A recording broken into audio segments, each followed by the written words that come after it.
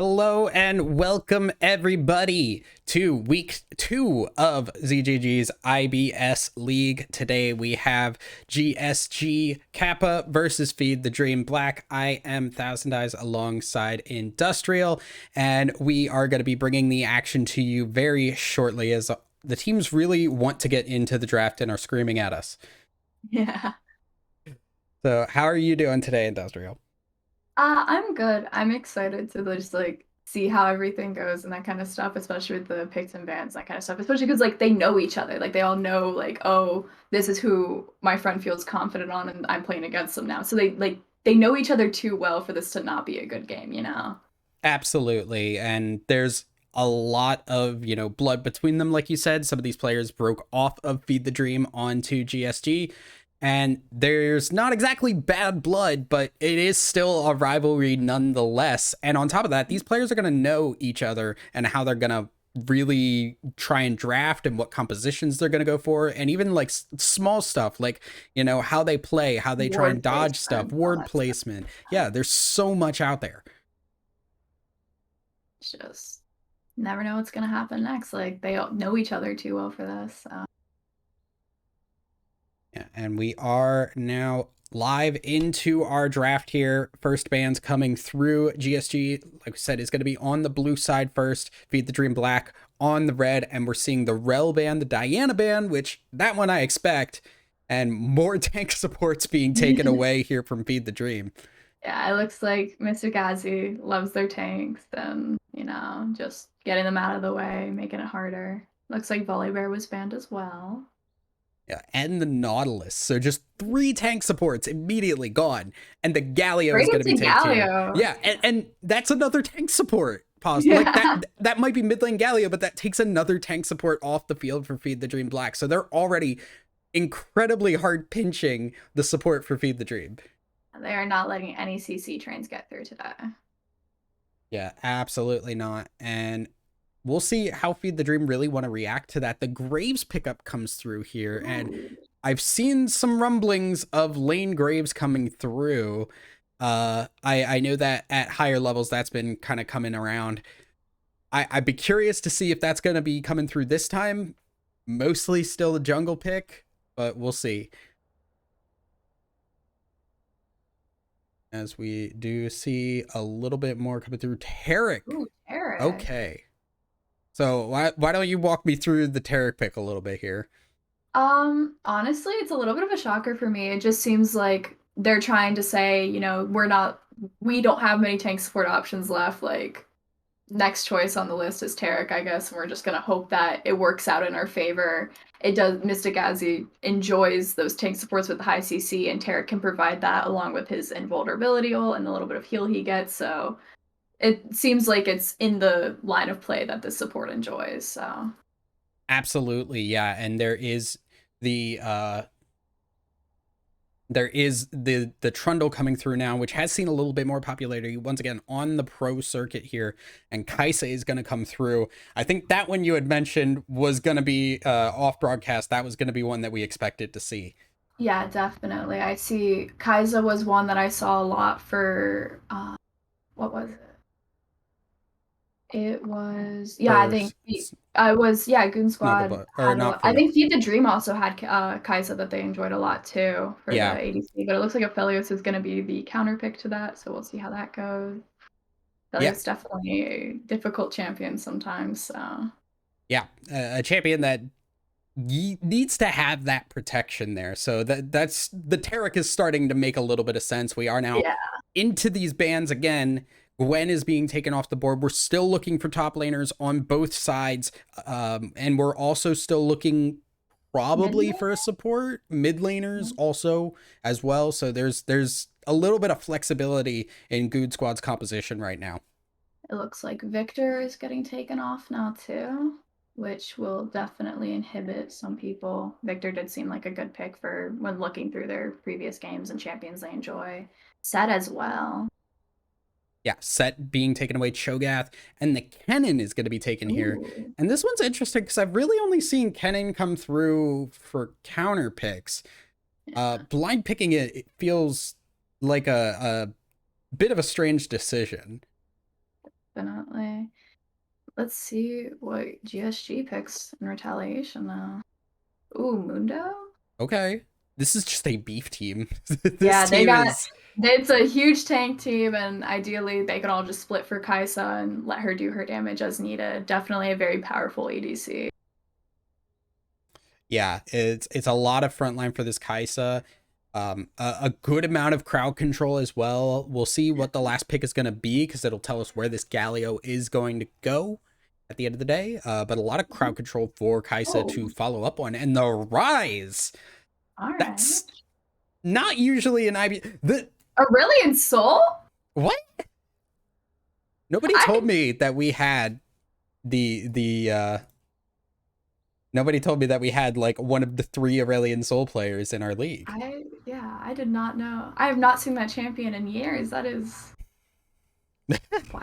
I'm just All like I'm right. still processing that right now. All right. So let's kind of walk through these compositions, right? Because like, what are you expecting from each of these teams? I see. I'm curious if their Aurelion Soul will definitely be like a roamer and that kind of stuff, especially with the E where you can just go straight to a lane and that kind of stuff. It's a lot of curiosity. It's definitely a Graves jungle now, we know that for sure, unless they decide to put it top, but I don't see anyone else jungling that well. So Graves is It's definitely a very Tarek strong pick, jungle especially time. It's Tarek jungle. jungle time. Yeah, you never know when it'll pull through. Maybe It's Kennen as we're mid, speaking of this Aurelion one. Soul support. Like it's Yeah. clear as day. Yes. Yeah. I'm curious to see the Kaisa. It's definitely a lot of like with the Rise route and that kind of stuff. It's definitely just a lot of like this is going to be our carry right here is this Kaisa. So I'm just wondering if they have that ability to still push through because it looks like that was the thought process of their team comp was just everyone go in. They have this big front line. Rise can root and have damage there. They can teleport out if needed or even teleport to close the gap. And it's just a very curious pick and that kind of stuff. Yeah, you don't generally see a lot of. I don't want to say this because it makes it sound like I'm flaming, but like you don't see a lot of great Rise play in the Iron, Bronze, Silver range generally, That's right? also Like, what I mean. You can say the same for Aurelion Soul too. I mean, I feel like whenever you see Aurelion Soul, you definitely see it in higher elos, and even well, then, that's yeah, rare. but like with Rise, the issue is the mechanical aspect here. Oh As yeah. actually, we don't have the do not have the drafter showing correctly because I never opened it because I am a fool. I watched Remzi open it and my brain said, "Yep, it's open now." So we will fix that in just a moment. Sorry about that, everybody. I am just a fool who has a computer. But yeah, so like just keep talking us through like a little bit of what you expect to see here, just like in some of these matchups. Like what matchups are you really curious about? What matchups do you feel are going to be the premier matchups to watch? I I'm excited to see where this bot lane goes because they have to work hard to make sure that Kaiser gets fed and gets that advantage right off the bat to keep this up because they have 3 basically big tanks to help this Kaiser and do the damage it needed. So I definitely could see Trundle visiting bot lane a lot. Along with the Graves, I'm kind of wondering where that'll go. I'm wondering if he'll play more top heavy and that kind of stuff. Aphelios intrigues me a lot too, and I think seeing the Targ, Aphelios, and the Galio, like Galio can go in for a taunt, and then next thing you know, Targ might be stunning him. So I'm curious to see how fights down bot lane will go. The mid lane matchups with these like 2 very like mechanic heavy mid laners is definitely I one that I want to look out for as well. Yeah, Just yeah. Just one sec. I need to change the yeah, team I definitely names see because this is not correct. a lot of potential in this game, and especially with all of them knowing each other so well. I mean, we watched 3 supports get banned out in the first ban phase, and that just kind of shows that they know each other and they know how they play. They know who they like to play, and I feel like it's a lot of like a little bit of a couple picks that are gonna make people feel uncomfortable right off the bat. Absolutely, it's gonna be a it's gonna be something that you have to keep your eyes on, just how these players are going to play because like you said the rise is not it is not the You have easiest thing to like pick up. you need to be very precise with what you're doing, especially with Aurelion Soul and Rise. Like one mistake and that might just lead to your downfall and that kind of stuff. So it's definitely just a curiosity of what'll happen next and that kind of stuff. So Absolutely here. And we are going to be updating that as apologies. I apologize that it's all completely goofy and I'm terrible at my job. Uh, but yeah, so we're starting to finally get that countdown in. The one of the lanes that I'm kind of curious how this is going to work out, because like bot lane is, yeah, Kai'Sa's a little bit strong early on with the Halo Blades, but it's pretty much just tank support, tank support. They're looking to scale up. Mid lane is also kind of scaling, a little bit of roaming from the Aurelion Soul. Top lane though is the interesting one to me, because you have a ranged matchup that has a lot of early damage and can pressure people versus something like the Mundo, who is not known for his early game prowess. definitely, it's just build health and throw the little. I've always forget the name of them, the syringes and that kind of stuff. So it's definitely going to be curiosity of where everything's coming The through. shurikens, It's just no, not for Mundo. He throws the little the syringes. cleaver. Oh, cleaver. Yeah, throw the cleaver. Syringes. He does not. He's not playing darts. Hey, Just Dr. like Mundo, you never know with this guy. So it'll definitely be very curiosity. Like Kennen just can get that early start right off the bat, and it's whether or not Mundo can keep going. I feel like everywhere you go, like they've played with each other before, like they know the ins and outs. Just every single bit of this game, I feel like it's just going to be so interesting and good. yeah, but we will see how that's going to play out, as we are going to take a break as we load into the game, and we will be right back, everybody.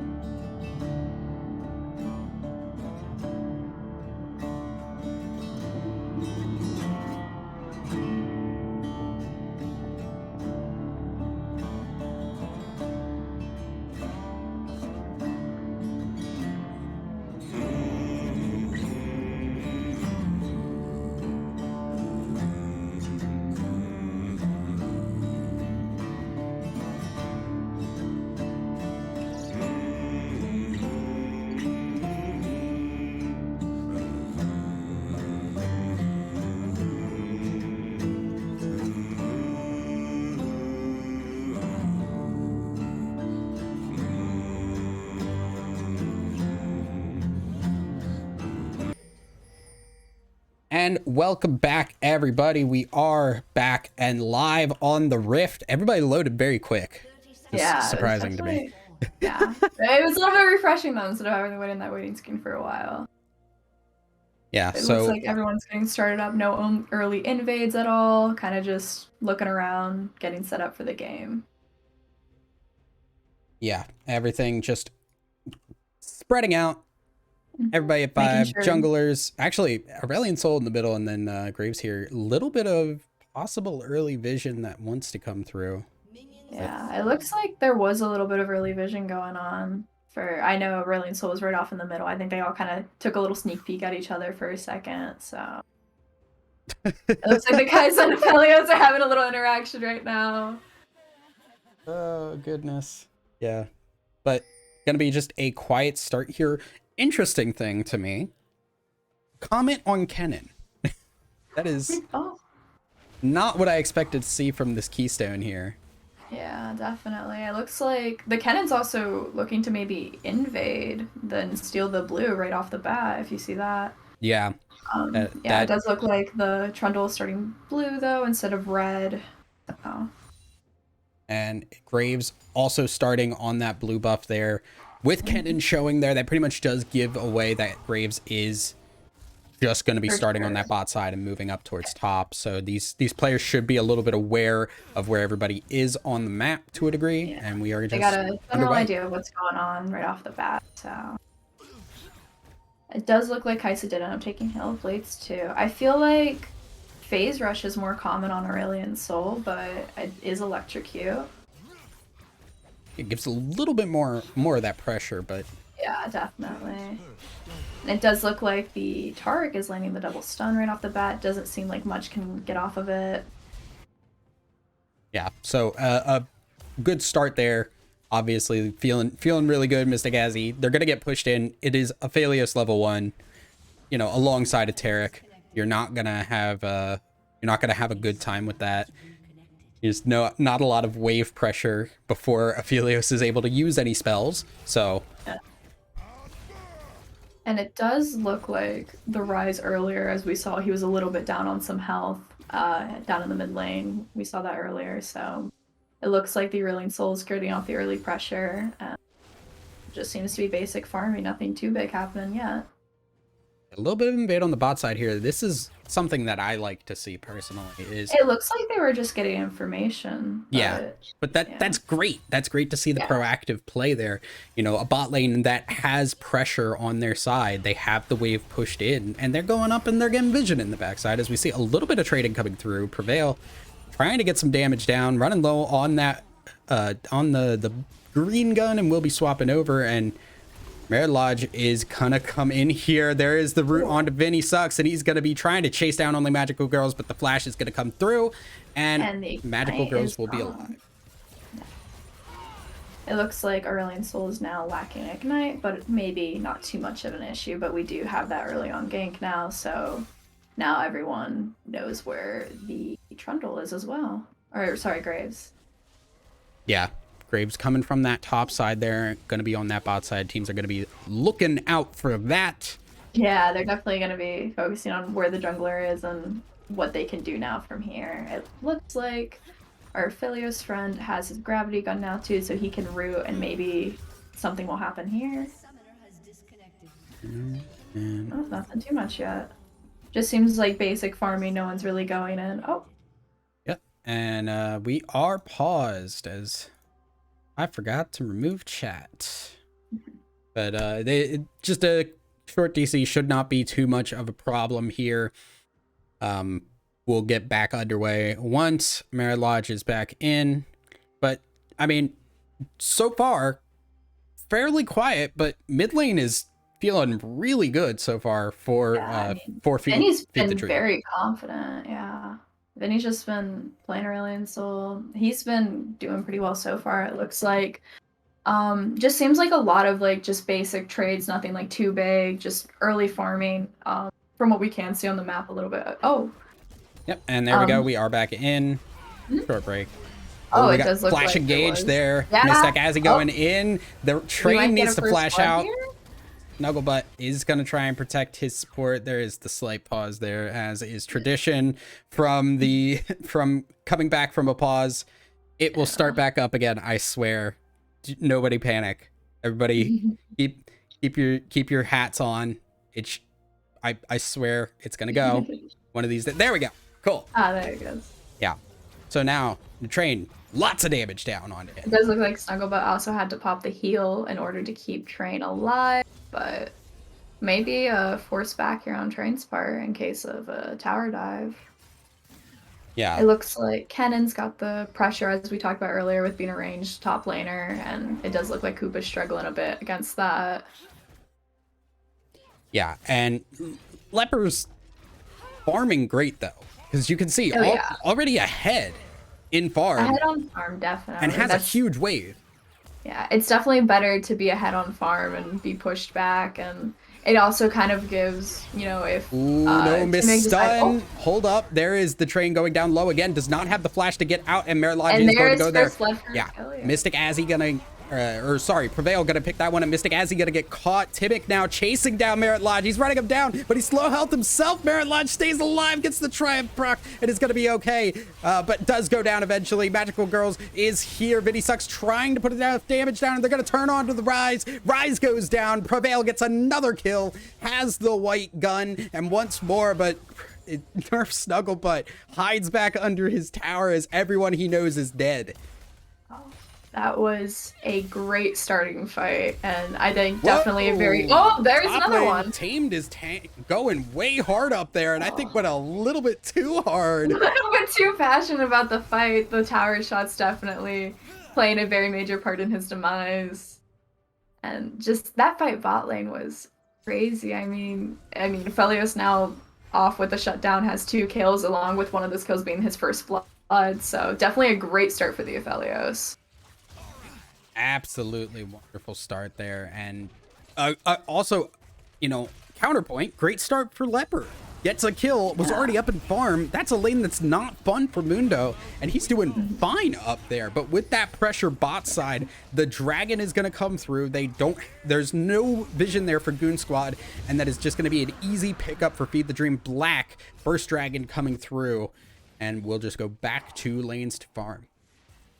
Yeah, it looks like, especially with it being an Infernal Drake, that'll be a nice little start for extra damage as well for everyone to kind of keep that pressure going and doing well and that kind of stuff.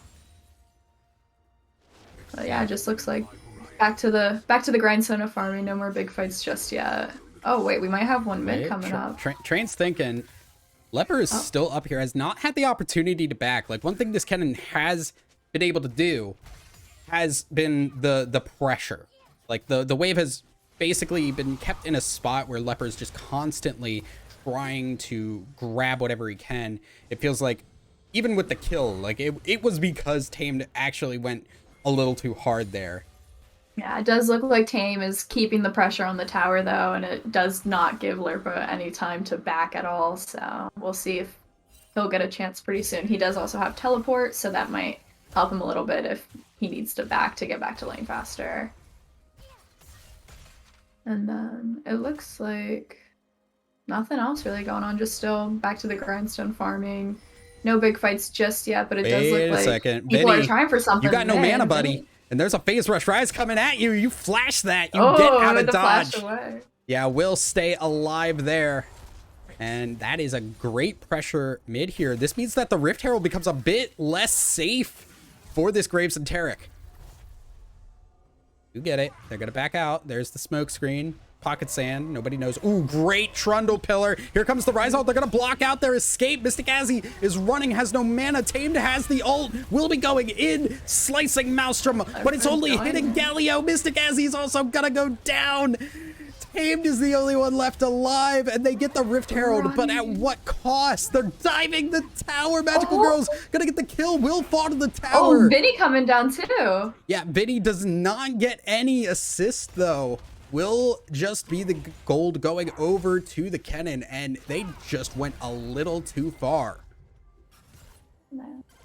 The question is whether or not that Rift Herald was worth it at the end of the day. Honestly, just that huge fight, definitely even a better start for the Mundo. Now another kill. Rise also now has an 150 gold shutdown on him. So hopefully Magical will be able to do something with that money gained and get some more pressure down on mid lane. It does look Absolutely. like, Yeah, yeah. and we kind of talked about how Aurelion Sol looked like he was running that. Vinny was having a great time in that mid lane, but now all of a sudden there's 3 kills on this Rise. Yeah.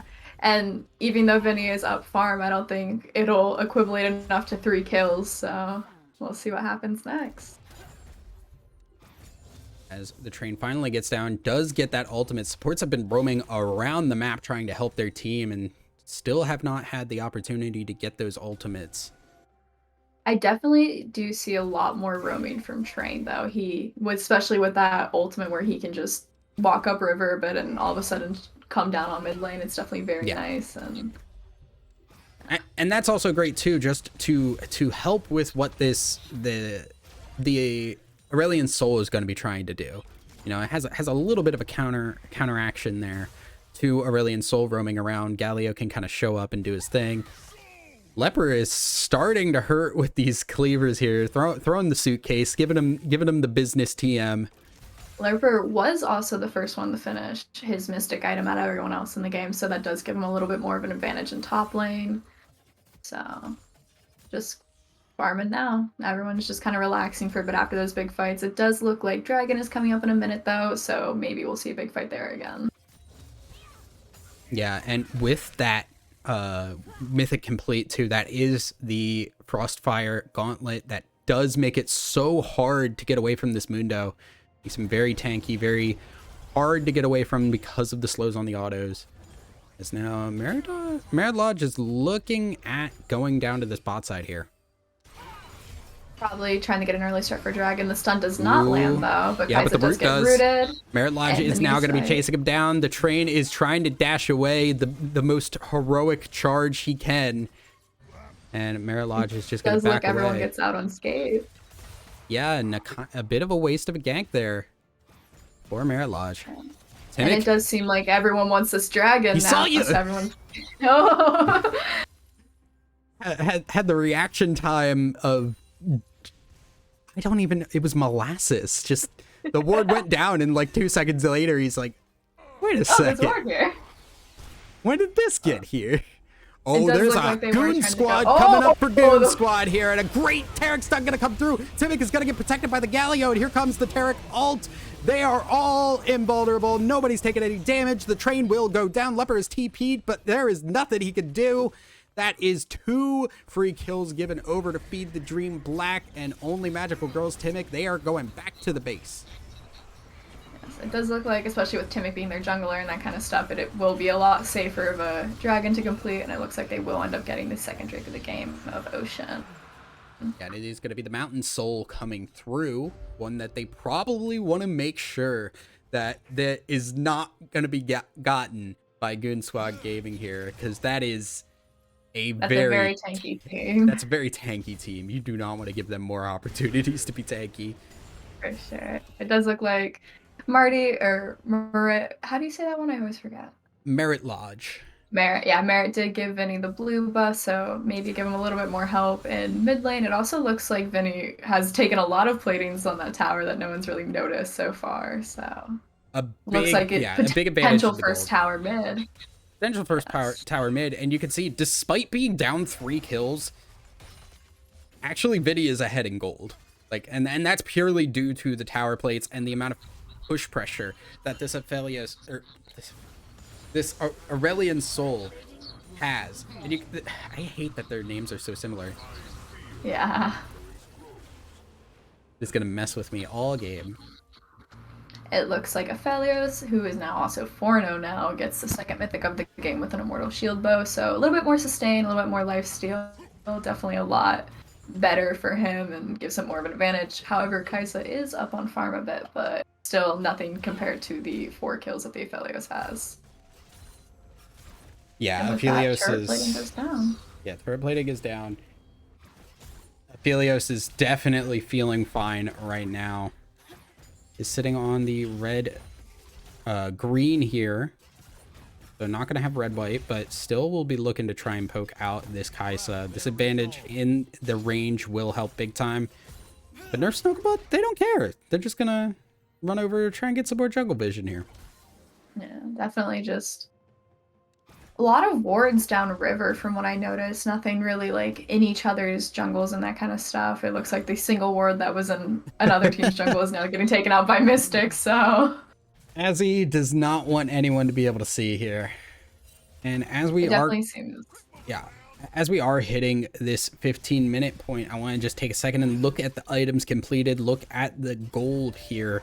We've got the Ludens. Oh, wait, we'll get back to that because there is a gank topside. Tape is going in, got the slicing Maelstrom down, but that is a Mundo who does not care about crowd control. He is very tanky. I think your time to do anything about him is gone because Leper is turning around. He's throwing the briefcases. He does not care. He will 2v1 all day. And it looks like he got the poke out. Oh, he's still staying. Oh, yeah. What? Oh. He's full health. What does he need to leave for? Yeah. It does look like that gank did not affect him at all. All he did was just walk back and did not even lose a majority of his health. He is Mundo gaming at this point. Yes, definitely. Yeah, and then it looks like something might be happening in the mid lane here. Second Rift Herald up. Is getting caught. That's a big loss for them. Rift Herald not able to be gotten here, and that's a free Rift Herald now over to the side of Goon Squad. They've got every opportunity to get this. Looks like Aurelion Sol's peeking in on it, but I think you just got to give this one up. Yeah, for sure. I think tried to look for a pick, definitely was not one there, as they all definitely stayed grouped up in that situation. And it looks like bot lane just still easy farming. It does not seem like Kai'Sa got the good start, because as you mentioned items earlier, it seems like everyone has their mythics except for the supports of the Kai'Sa. Oh, there's a big gank. Yeah, here he comes. He does not hit the stun though. Not able to pop that one. It looks like they get out safely. Train able to get out okay. And it is just a quick disengage. Aurelion Sol, while it's been doing great in lane, has not had as much map presence as I think we expected it to have. Yeah, especially with the E roaming down, but I do believe that anyone can see him go down river when he's in his E, so that may make sense. I think it's only like if his stars pass over a ward, you'll see it, but I don't think if he's entirely out of vision, you will see him. I could be wrong about that. I might be wrong too. I remember that being a thing when Aurelion Sol first came out. And, I've never seen him play since. We got mid lane fighting. Only magical girls. They are getting low, and Weedy turns it around. And they both. It's a 1-for-1. I hate Rise, man. That champ sucks. Oh, now here comes bot side. Down bot lane. Yeah, the train has to flash away. Timic now going in, throws the pillar down. Merit Lodge is caught out, but there is a Taric ult. They are not taking any damage. Once again, that is the Galio ult heroic entrance to make an exit, but that is Tame coming in with the teleport. Slicing Maelstrom gonna hit. Nerf Snugglebutt is stunned, but they don't want to dive this tower just yet, or do they? Prevail is gonna get the kill. With the massive amount of damage that this Aphelios can put out, and with those kills, that is the third dragon at about 18 minutes for Feed the Dream Black. Yeah, they're just now one more away from Sol, and I think that shield will definitely help them out a bit. And Kai'Sa's now finished her mythic item. It looks like she went Kraken Slayer, which isn't too bad for her. So it's just kind of seeing what happens next. There's never a dull moment in this game now that we've gone into the later game phase. Still a single tower. Oh, tower bot was taken down actually. So they did get FTD did get the first tower bot lane, and maybe they'll be able to keep doing more with it next. Yeah, right now Feed the Dream have everything going for them right now. I was talking about Worlds earlier, and it does look like Feed the Dream has now taken over Goon Squad's jungle. The bottom jungle definitely filled with all their wards and all such. So yeah, they've got a lot of pressure here. And with that tower down, this bot lane's free to now move up and start pressuring other areas. That mid lane tower very low for Goon Squad, so they're going to be pushing that. They're going to be trying to keep that pressure up. It is going to be up to Goon Squad to be able to back off and kind of stall things out. It does look like Snuggle made his way up top lane, hopefully to get some early farm and kind of get a little bit more of an advantage that they did not get in the early game in bot lane. I did talk a lot about them like kind of peeling for Kai'Sa too, and I have not seen that much of it this game. Just call him out. Just It's definitely like I feel like they definitely should. They got all of these tanks for this comp, and I feel like it mostly relied on the carry Kai'Sa, and they kind of failed to complete such a thing. And now it looks like Vinny is getting a little bit of a gank. The Rift Herald going down mid. Yeah, this is the one thing that they do have going for them. Goon Squad has the Rift Herald. It's going to be, you know, obviously post the tower plating going down, but a big chunk of damage going down. And Ryze has hit the critical mass part where he is able to clear waves very effectively at this point. He's got a lot of levels in that Q&E and will be able to keep pressure on this Aurelion Sol, whereas Aurelion Sol was the one just constantly pushing early on. Yes, it does look like mid lane might be opportunity for a big fight, both towers being really low, but it does look like everyone is making their way up top lane to get this bot lane now. Mystic Stun does not hit.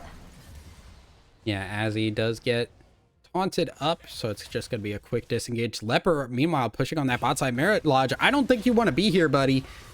Or you could just do a lot of damage and go away. That's cool, too.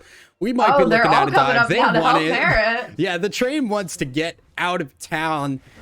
The train is starting up, and the train is leaving.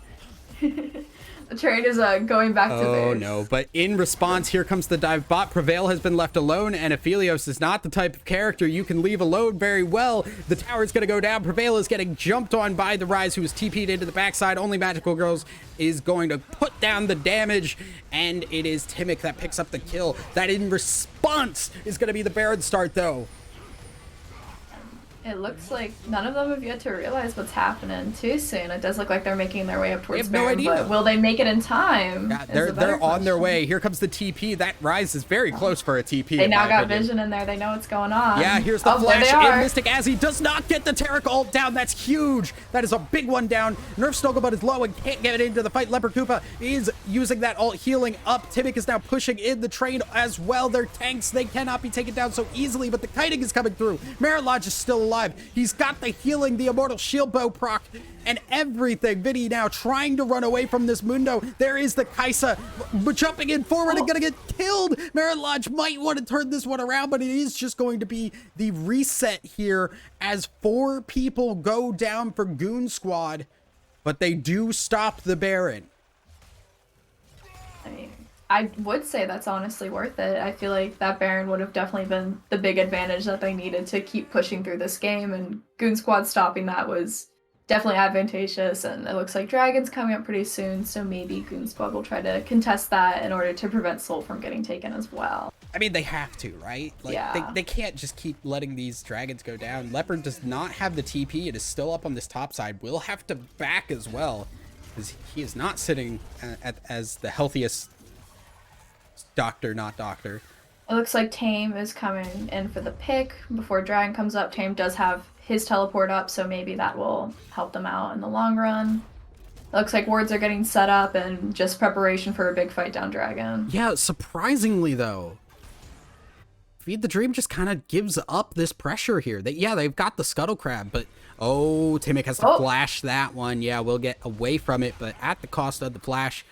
No ability to flash in and smite. Vinny putting the word down there. Gonna just see where everybody's at. And yeah, Kennen is here. It is a 4v5 in favor of Feed the Dream for right now.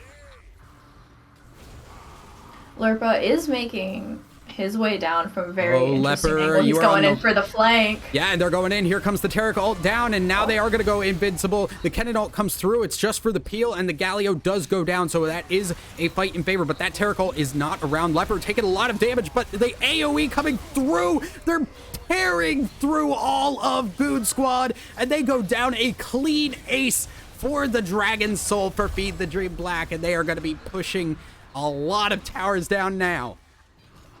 That was definitely just the finisher that they needed, it looks like. It might be going for Baron as well, on top of that with everyone down, and Galio won't be up for... Galio's up, but no one else is up for another 20 seconds or so, so... it looks like a free Baron as well with this Dragon Soul. So And see what happens. it is a fight they had to take, right? Like they could Yeah. not just give up the soul, but at the same time, they chased into a corner. The Terracult came down, bought enough time for that cannon to come through and just rip apart the entire team. The 5-man Terricle, I think, definitely played a very big part of it hitting everyone to kind of keep their health up. And they did their damage, they backed up for a bit, and then once they got that singular pick off the Terricle, they kept going in. And this Aphelios now has the Hurricane completed, has the BF sword on top of it. 6-1-7 Prevail is, and feeling absolutely fine with it. Yeah, it's definitely just. I just feel like there's not much left to be done. However, there is Elder Drake up, and we'll see if the game lasts long enough for them to reach that point where they have to fight for. Oh, little fight Okay, bot. yeah, little fight you say as only magical girls gets completely obliterated. Yeah. It's just a tiny little murder is all it was. And now Feed the Dream gonna keep the pressure up here, even with just 4 people. This really is kind of the opportunity here. Merit Lodge gonna be caught on the side, but will just show up with the team, and the pressure just keeps up. It looks like Vinny is still staying bot, maybe to potentially push that out as well. Not much going on just yet. Just seems to be them staying mid and hopes to push towers. There is a little bit of a wave that's going to come up top lane against Feed the Dream. So we'll see what happens from there. Yeah, and right now it is, despite everything, it feels like Feed the Dream aren't using as much pressure as they really could right now. They're just kind of holding back and afraid to pull the trigger, and there's enough wave clear that Does look like Aurelion yeah. Soul coming down with the big Q. Yeah, However, it does not stun anyone. Yeah, they back away from it, and this is just a really good stall out from Goon Squad. Yeah, definitely a waste of Baron. There's a lot of other lanes that can be pushed out, towers to be taken.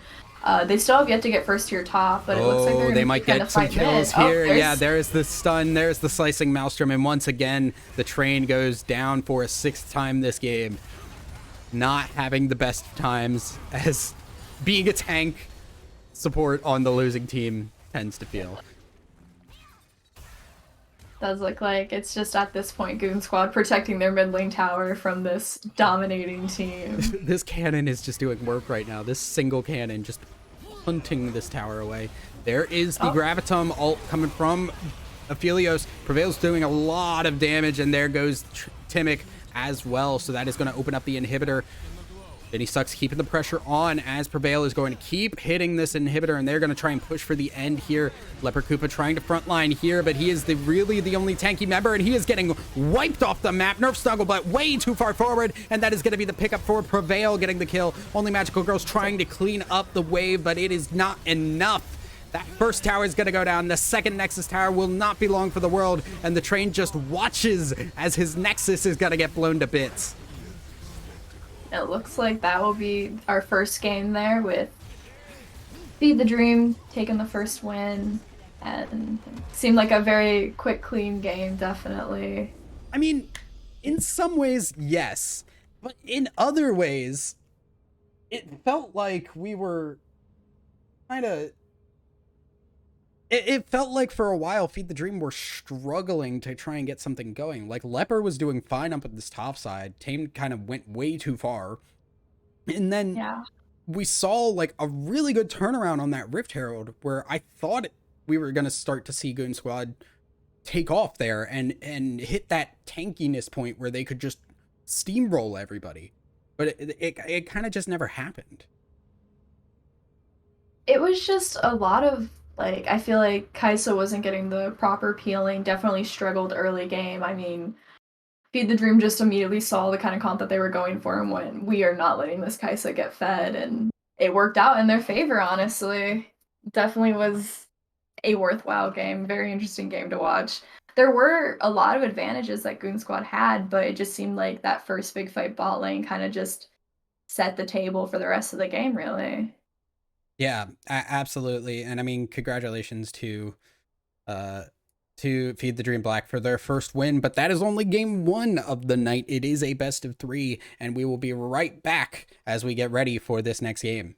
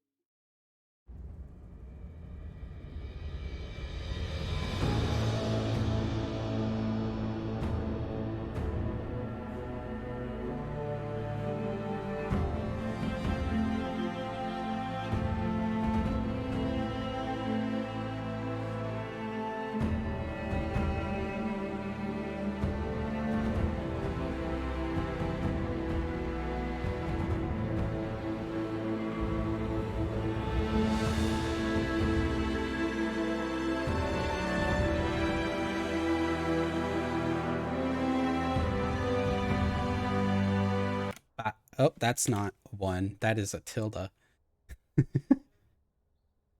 uh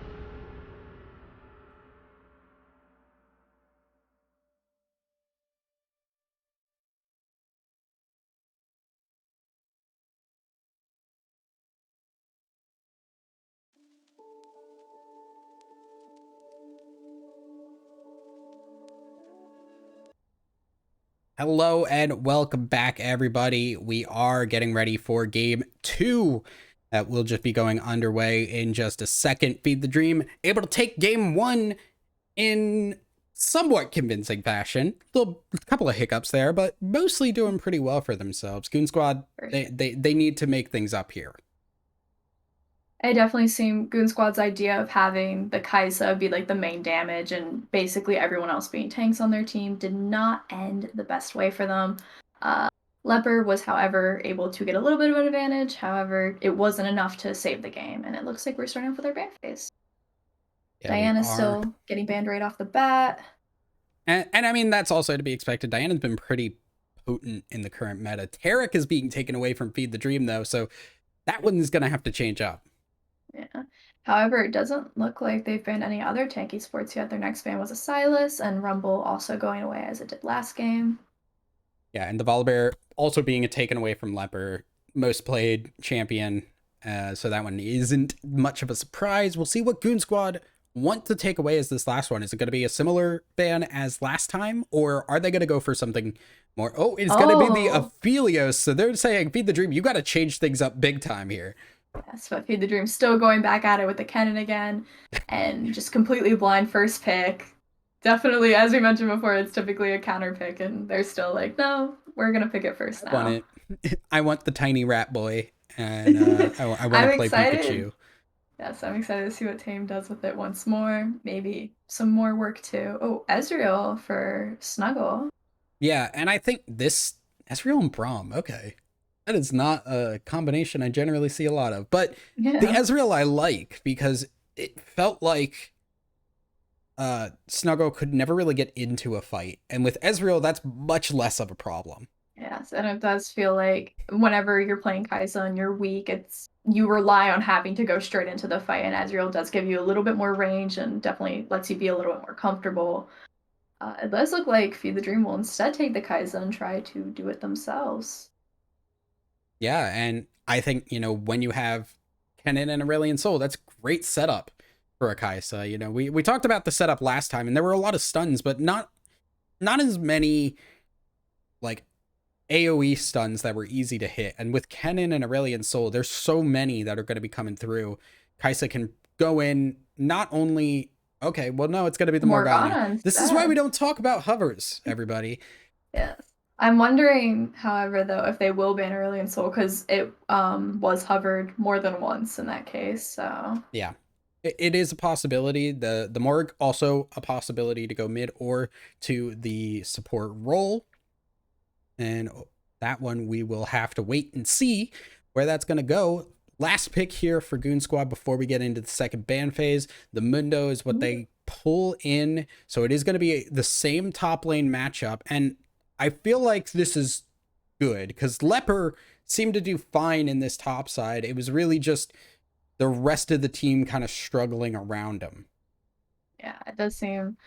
Ideally, the Ezreal Braum will kind of help it out a lot more. However, Braum probably won't be as useful with that Morgana shield. Definitely one of the most annoying abilities in the game is that Black Shield by Morgana. Viego also getting taken away.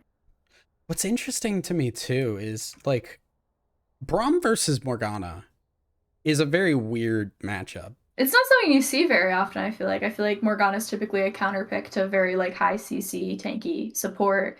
And instead, the big thing is you can either block the Q or you can block the passive stun. You rarely are able to block both because you can just wait out the Black Shield. So it becomes kind of like a what is scarier kind of thing, as we do see the Kindred and the Viego taken away, Nunu and Nocturne. It does look like they're just banning out junglers to make it a little bit more uncomfortable for both Timmick and Merit this time. But Merit may whip out the Graves again, and we'll see what happens. Yeah, that's the thing. The Graves is still up. And at this point, why would you change it? Jarvan now coming through. A couple of buffs in the last patch or so. And that one I am very excited to see because Jarvan means early ganks, which means lots of random crazy early fighting. Yes. And Jarvan just being able to jump in with his spear whenever needed. Oh, Galio. That might be another. Oh, they did lock that one in. Yeah. So So, that'll be good. They have a lot of definitely like fight against magic stuff, especially the Galio being very good for. oh, Oh, it is the Morgana jungle, isn't it? Brennan, oh, you shut your mouth in the chat right now. I don't want to hear it. For oh. those that don't know, Brennan are one of our other senior producers. It is not the Morgana jungle. So ha, take that. I would have been excited for that one, honestly. Yeah. Definitely would have been a game there. Yeah. Brennan is a Morgana jungle main and adores jungle Morgana as well. But it is the Graves pickup again, and I think that one is very sensible. Because you just don't. If it worked so well last time, why would you change it up? Ari, the last pick though.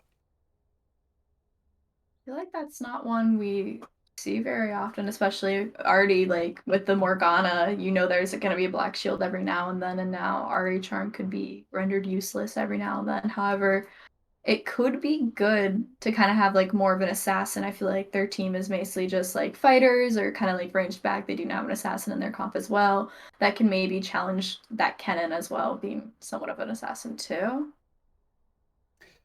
Yeah, yeah. Ari's been in this weird state of she's both the top, or as I have the teams backwards again. Goodness gracious, I am a mess today. Everybody have me in your prayers because I apparently can't figure out who's on what side anymore. I think it's, they were all friends at one point. Some of them played on the same team together. We're all very confused here. Yeah. Yeah, I'm curious walk to me through see. these lanes. Walk me through I these feel lanes. like, yeah, definitely. I'm curious about. Oh, especially because it's definitely Galio mid, or it could be Morgana mid. I'm more. Either way, I feel like the Ari kind of just is a counter, like automatically is counter picked with the Galio Morgana being there. If it's Morgana mid, the Black Shield against the Charm. If it's Galio, he is a natural good tank for Magic champions, like AP champions, that kind of stuff. I'm hoping for a lot more early ganks from GSG this time. Definitely that. I'm curious to see what the repeat of top lane will go, though. That is definitely the one I'm very more interested about. Is if, while Kennen had that like early push, Leper was definitely in the advantage there with the farm and getting early kills, and I'm wondering if that will change at all and that kind of stuff. So it's kind of just like a lot of curiosities here. Definitely, like they've taken some of their old picks from last game, they're bringing them back again, and it's just wondering what'll happen next. If some things will be repeated, if some things won't. I do feel like GSG being on red side is a little bit better dragon wise, though. That's just like my personal opinion. I feel like it's easier to get dragons when you don't have to go around a wall and it's just straight towards you. So I'm wondering if them changing map sides will ever help them at all, maybe. It's If they have like a possible. stronger side, Yeah. yeah. Yeah, it is possible. Yeah, as we could see, it is going to be that Galio mid up against the Ari. Like you said, not fun for the Galio. He does not have a good time into that, but we. He is a good champion against AP people like Yeah, Ari, but but it's the like curiosity of that's how to go. I feel like especially with him being melee as well and Ari being range, he it's has not like a fun. little bit of sustain, but will it really matter that well? Yeah, Like, will it yeah. matter in the grand scheme It's of like things? Galio. The one thing about Galio that's interesting is he's an he's supposed to be an AP magic tank, but in actuality, he is just good against melee character. Yeah, especially with being able to just get in on them and taunt them right off the bat. Yeah. I wonder if any early ganks will come up top sooner than we expected compared to bot. I feel like bot is just very. I feel like it might just end up the same way. I'm wondering if people will play more towards top side this game, especially with seeing how it went last time in the same matchup. I do feel like a lot of more focus will be on top side this game. Yeah, and I think the big thing too is just keep your eyes on this Jarvan, because the one thing that we know about Jarvan is he's an early ganker. He plays for these early games. He does not, he's not the type of champion that wants to scale up into that late game. He's trying to get his lanes an early advantage. And with how Leper played this game early, on top of now having a very early game focused jungle compared to the Trundle, I'm very excited to see, this could be an opportunity to put Tamed on the backside and really have Leper start to get ungodly tanky. Yeah, especially with Mundo, all you do is build health on that guy. So it's definitely very, if he gets that advantage to get tanky and get it quick, it could end up being very bad for FTD here. Yeah, and So. now with that, we haven't really talked much about this bot side. I know I mentioned the Morgana versus the Braum is kind of a weird one, but with Ezreal versus Kai'Sa, it is not the easiest thing in the world to try and get in and trade. Like Kai'Sa trades well when she's in range, but getting in range on an Ezreal or a Braum is not the most simple thing that you can do.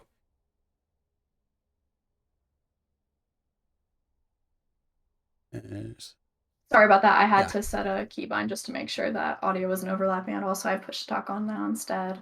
But yeah, no, definitely. It'll be an interesting bot lane. I feel like Ezreal gets that easy poke, and if he does step up a little bit too far at all, it is very easy for Morgana to punish with a root. So it's just really, I feel like it's going to be another easy farming lane once more. But I'm not fully confident anymore about these teams. I expect one thing and then I get the exact opposite. So Welcome to Iron, Bronze, and Silver. Woo! Where comps are made up and we just roll. No, that's too mean. We are. One thing that I do just kind of love about casting Iron, Bronze, Silver is you never really truly know what to expect.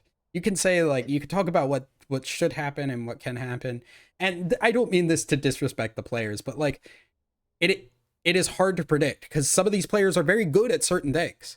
So, like Leper doing really well in lane against this Kennen, but then there are other mistakes that need to be worked on, and it's really interesting and cool to see these players kind of grow from that. But with that, we are going to take a quick break as we load into the next game.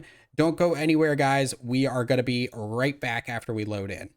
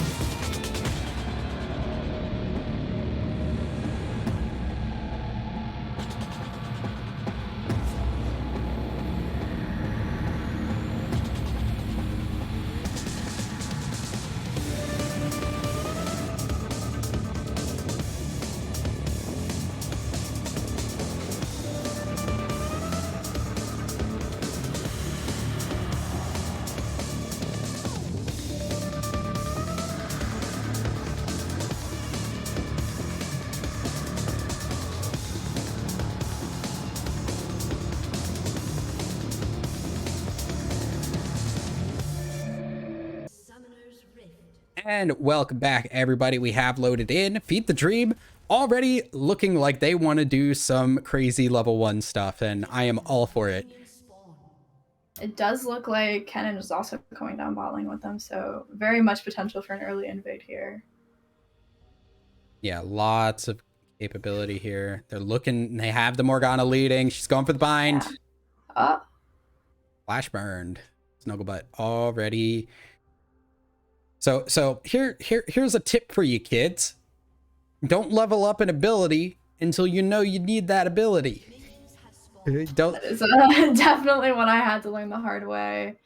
I feel like it was a good idea though for the Ezreal to flash away, because if he didn't, I mean, Vinny may have also started off taunt, and that just would have been a quick and easy first blood right out the bat. So I love this response though from Goon Squad, right? Because they saw, okay, they're invading our top side, they're getting vision on our blue buff.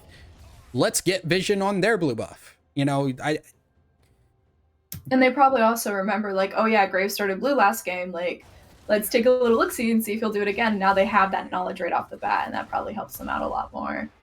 Yeah, and I don't see enough teams do that. I see a lot of teams just say, like, oh, crap, they're invading us. Let's just hide under our towers now until the game starts. And to see a team kind of have that proactivity of, like, oh, well, like, okay, we're giving this, let's take this elsewhere. It's very good to see. Yeah, and it does look like they did get a lot of wards in too, so they'll have knowledge of where Graves is anywhere in his top side jungle whenever he goes down towards his bot side. Definitely a good advantage for them. Yeah, very, very good start. They have complete vision right now. They do see the Jarvan as well. Has gone red straight to the blue, and that's a big important thing to know. Yeah, I feel like knowing where the jungler is definitely like always the reassuring thing, because then you're like, maybe I'll get ganked, maybe I won't. Like, now you have that knowledge and can feel safe, you know? Yeah, as he walking up, getting that vision down in the river, because they know Jarvan's going to be looking to go for a level 3 gank on this bot side.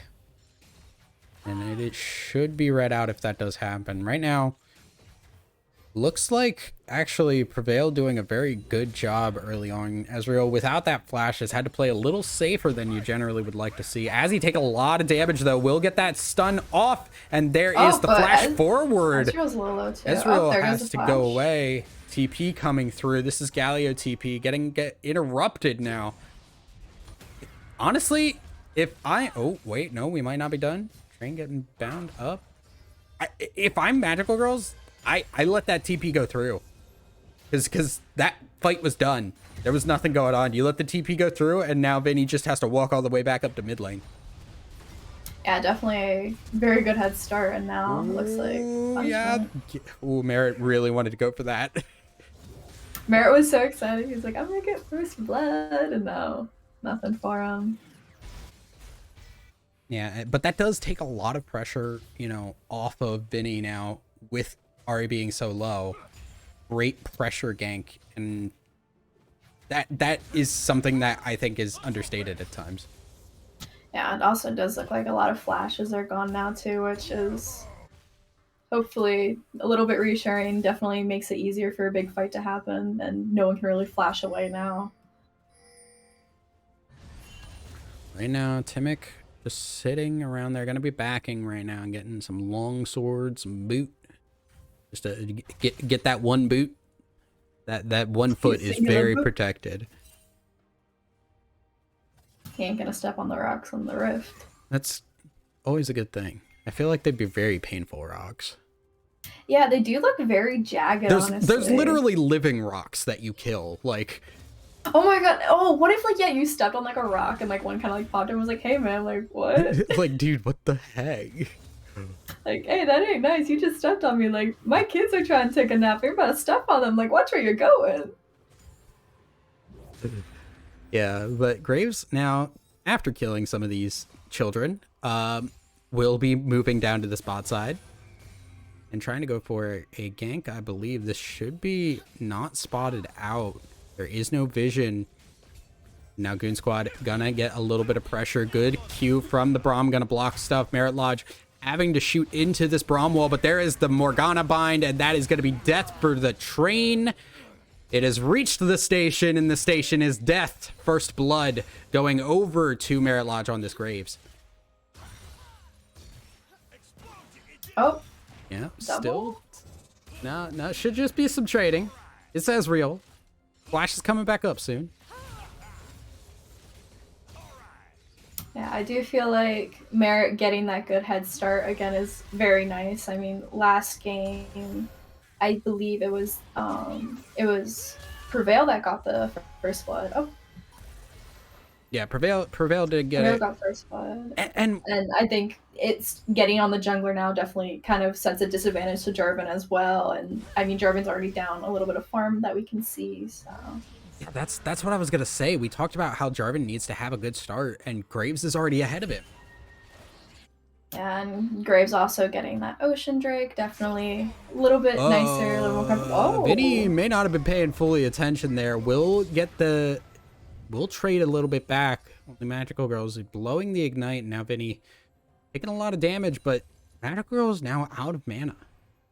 I mean, Magical was also out of mana when that even started. Like, I feel like Magical just like counted their mana and was like, I have enough to maybe kill and use all of my abilities, and now it's just down even more, and it might end up leading to a back along with the low health with it too. Just did not seem like the best ulti there with the low mana. Couldn't really secure the kill. Yeah, but Vinny is just gonna go for the back here and get that alternator, run back up, and should be fine. Leper also looking to try and back here. That wave, it has not crashed.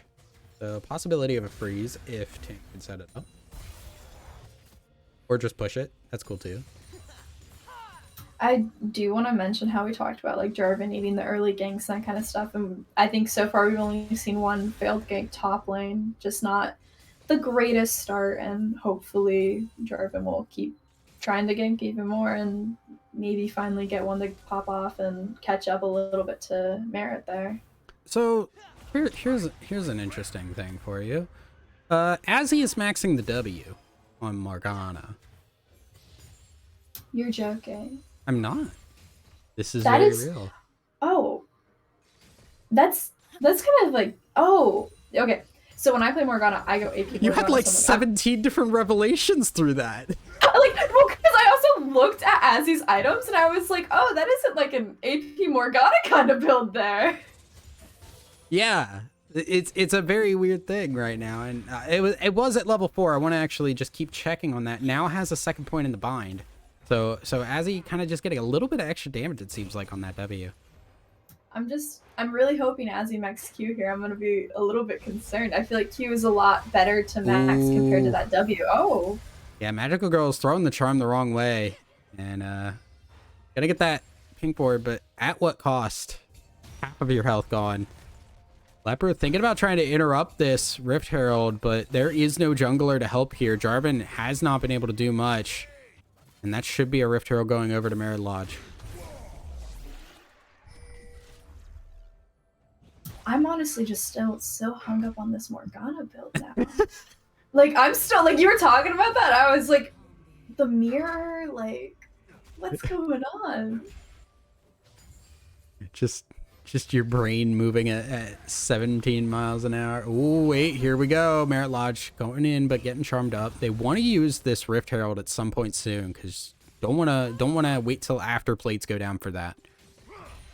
Yeah, I definitely feel like they're looking to get that off as soon as possible, and it's just Merit looking for the perfect time in the right lane to bring it down into. It looks like he may be heading up top, though. I don't know. Yeah, and what's interesting is there hasn't been enough pressure from either team to get really much tower damage down. I feel like compared to last game, like by 9 minutes, I feel like there's a lot more fights already happening. I feel like definitely GSG like learned from what happened last game. They're like, we can't be going into these big fights and not like keep losing like we did last time. We gotta play it a little bit more safe and play for objectives and that kind of stuff. Yeah, it definitely seems like a bit of mentality shift here as Leopard takes a nice chunk. Team seems to be getting this lane under control.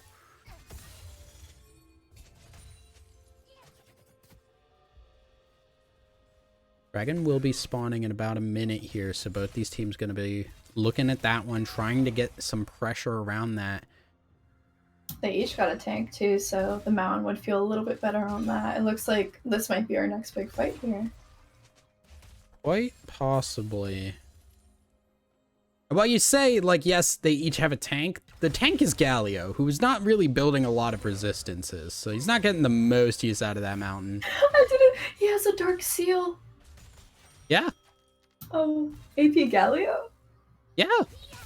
Oh, this is even more exciting. I'm just like, sometimes I forget to look at the items, and I'm just like, wow. It's mid lane Galio. That's always an AP Galio. I see Galio, and I'm like, they're gonna build a tank. Yeah, generally when he's in the mid lane, he's building AP. So now the Rift Herald will be used. I love to see this. Rift Herald used just for the pressure mid lane, so they get the opportunity to push this dragon. But the TP's coming in, and Tivic's going in. There is the Cataclysm locking down the Graves, who immediately gets blown up. Tivic's taking a lot of damage, but he's just going to run away. Here comes the Soul Shackles and the Slicing Maelstrom Tame, trying to get something done. But all of Goon Squad is just getting out, and here comes Snugglebutt. He is ready to throw down some damage. He's flashing inwards, dashing outwards, and here comes the taunt from the Galio, getting low. Everybody on Goon Squad is so low, but they are not going down. 2-0 now, as Goon Squad are going to look to try and pick up this Mountain Dragon. It definitely does seem that Goon Squad learned a lot from last game and is now better prepared for this game. Definitely starting off a lot better than they did last time. Yeah, very well done on that. The how that fight was played was just really smart too. They didn't over engage. They didn't just wait for the wrong moment. They set themselves up for a good fight, and they took it. Definitely that Jarvan ult coming in was a lot of great help for that too. Definitely helped them get their picks in. Very much so. And with that now, Feed the Dream on the back foot for, you know, one of the first times that we have seen them today on that back foot. And I think a big question is just how are they going to play around that? They're still up in gold, but it definitely feels like tempo is much more in favor of Goon Squad for the time being. Yeah, they saw what happened last game. They kind of were like, okay, let's make this better. Let's do better. And they have definitely shown that they have learned from their mistakes last game and are working to improve. So now lots of wards on both sides in these rivers here. Bot side has a lot for Goon Squad. Top is Feed the Dream, but they are just clearing that out. Blue buff will be transferred over. And now we're going to see this Braum move around a little bit. Turret plating will soon fall.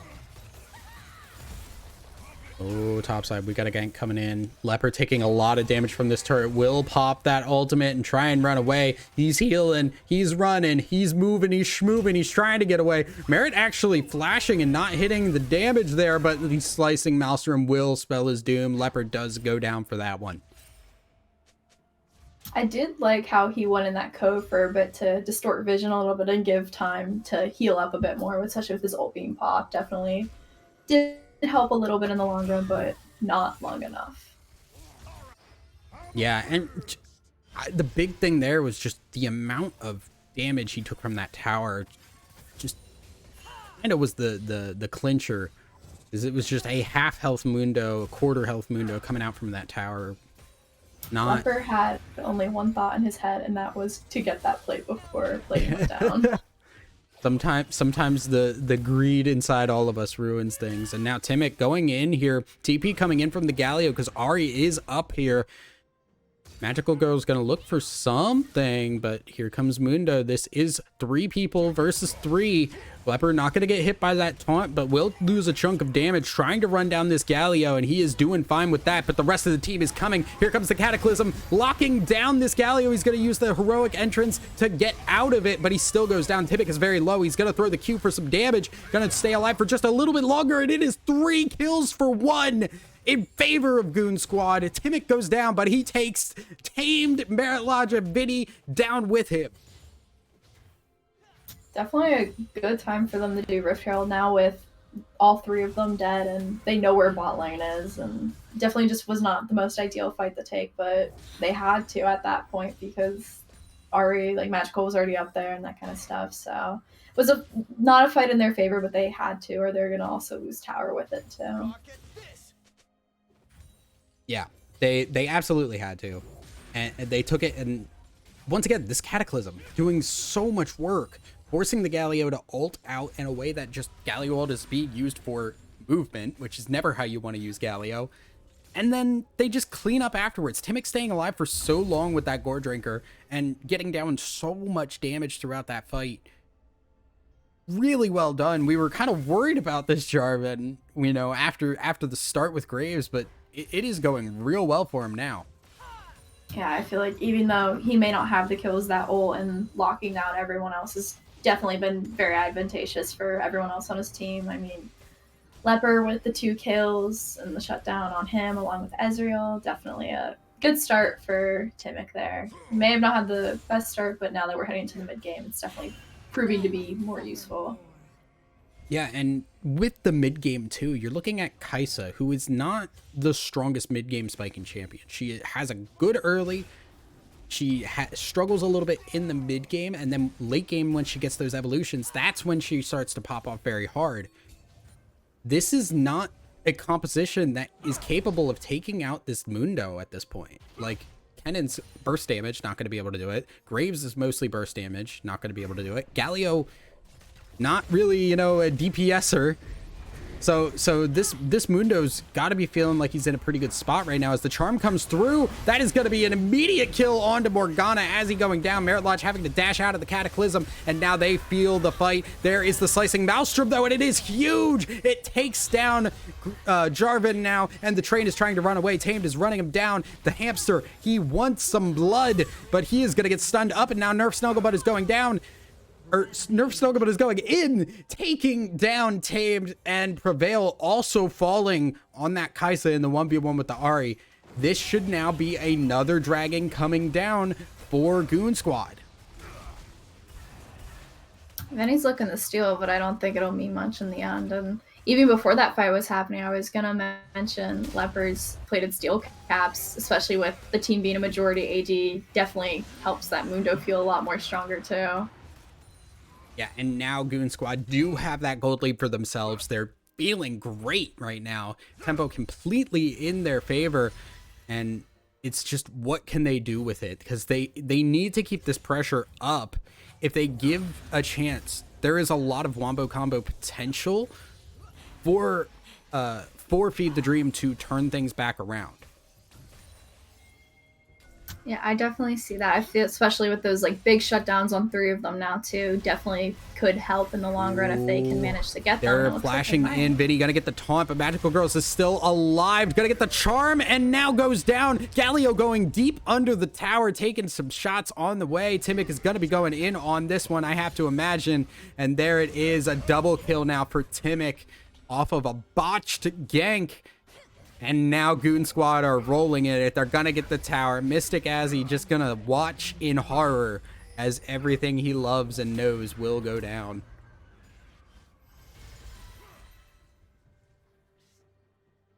Yeah, especially with Goon Squad also doing a lot of damage on that bot lane tower too. It does look like the second tower may be going down soon as well, but they may also just be playing for them to come back down in their bot jungle. Mazzy just open to stop them a little bit and get them away. She wants to stop it. She wants to do something, but she just wants some god from the jungle. Yeah. Please leave my house. I do have hopes for FTD to maybe get at least Cloud Soul. It would definitely be very good on a lot of their champions, especially with the cooldown reduction coming through. But then again, ult CDR is just the best thing ever, so that everyone has potential here to make their ults even shorter. Yeah, and you're hoping to see. Wow. Okay, Ezreal, chill, dude. It's a game. It's a game, buddy. You don't gotta show up on him like that. But yeah, this is really looking like Goon Squad have kind of picked themselves up off the ground and have taken this a second round truly, which I love to see. There's so many times where you get, these 2-0s after game 1, just the team is just defeated. and they're not really feeling like they're going to be able to do much. But Goon Squad this time, they are very much feeling themselves and ready to go back. Goon Squad definitely said that they were not going down without a fight. Yeah, Magical Girl's ults in, but does not get that charm, so just push here instead.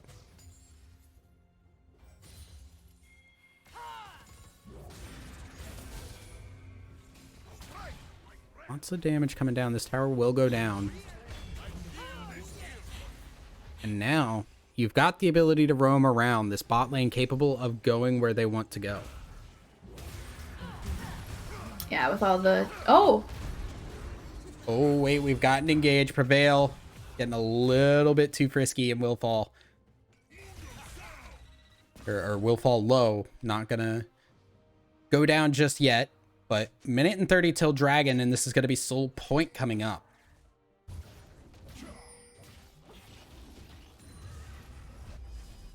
Yeah, it just does seem like a lot of sitting for Dragon.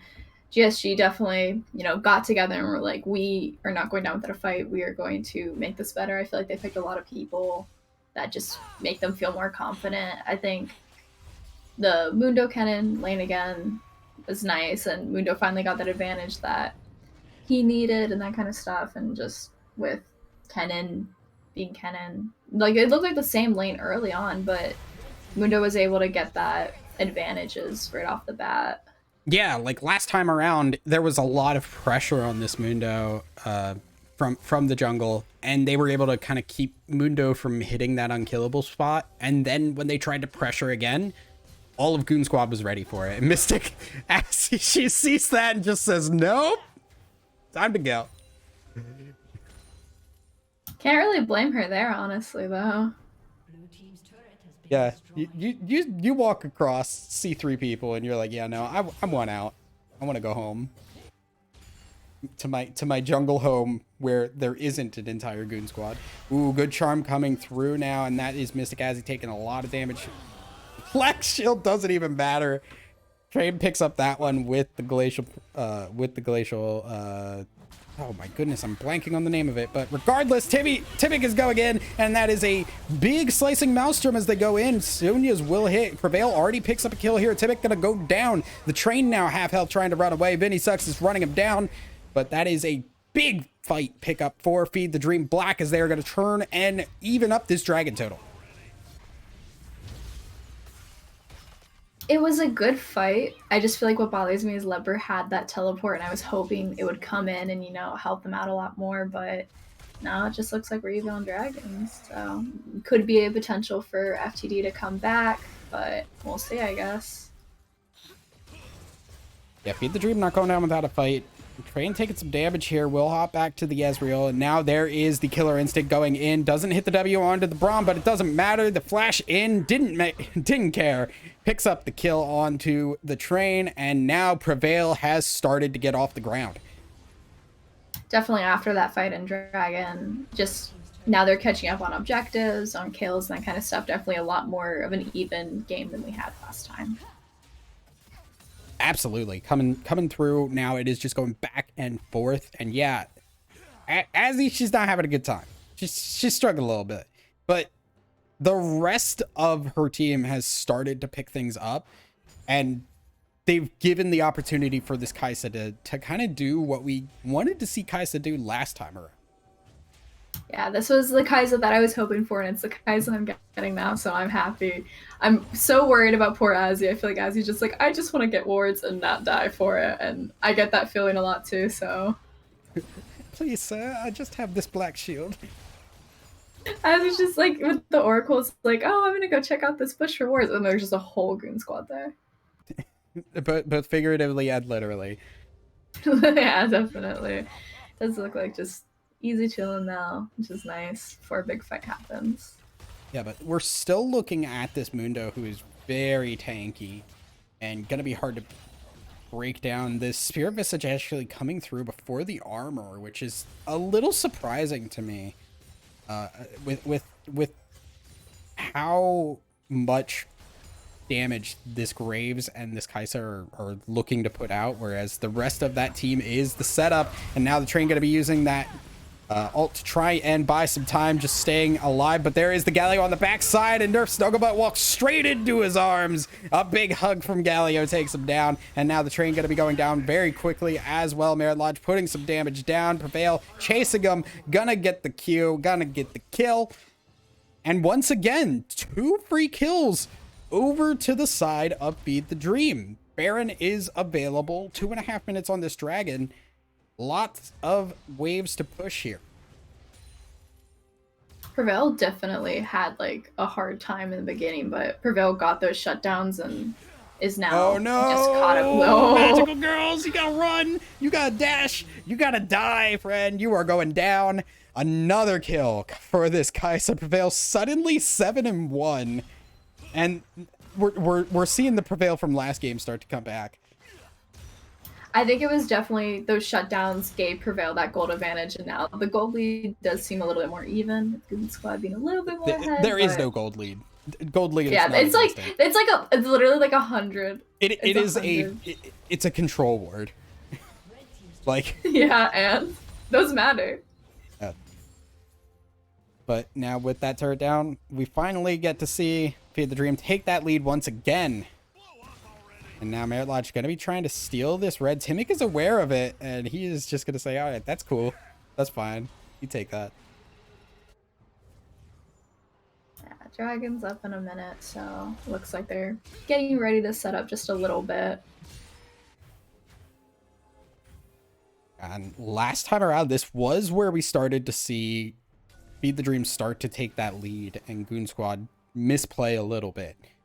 So I'll be interested to see what is going to happen here. Is Goon Squad going to be able to pull things back, or is that, you know, Wombo combo going to come through from that Pennon and the Galio as well, and just that massive AoE CC to allow for this Kai'Sa to throw out damage, because they really need to get this Kai'Sa down if they want to win these fights. Yeah, especially with that collector now being bought, Kai'Sa can definitely do a lot more damage. Very bursty now. Not a good time. Everybody pinging. Leper's still up on that top side with the TP available.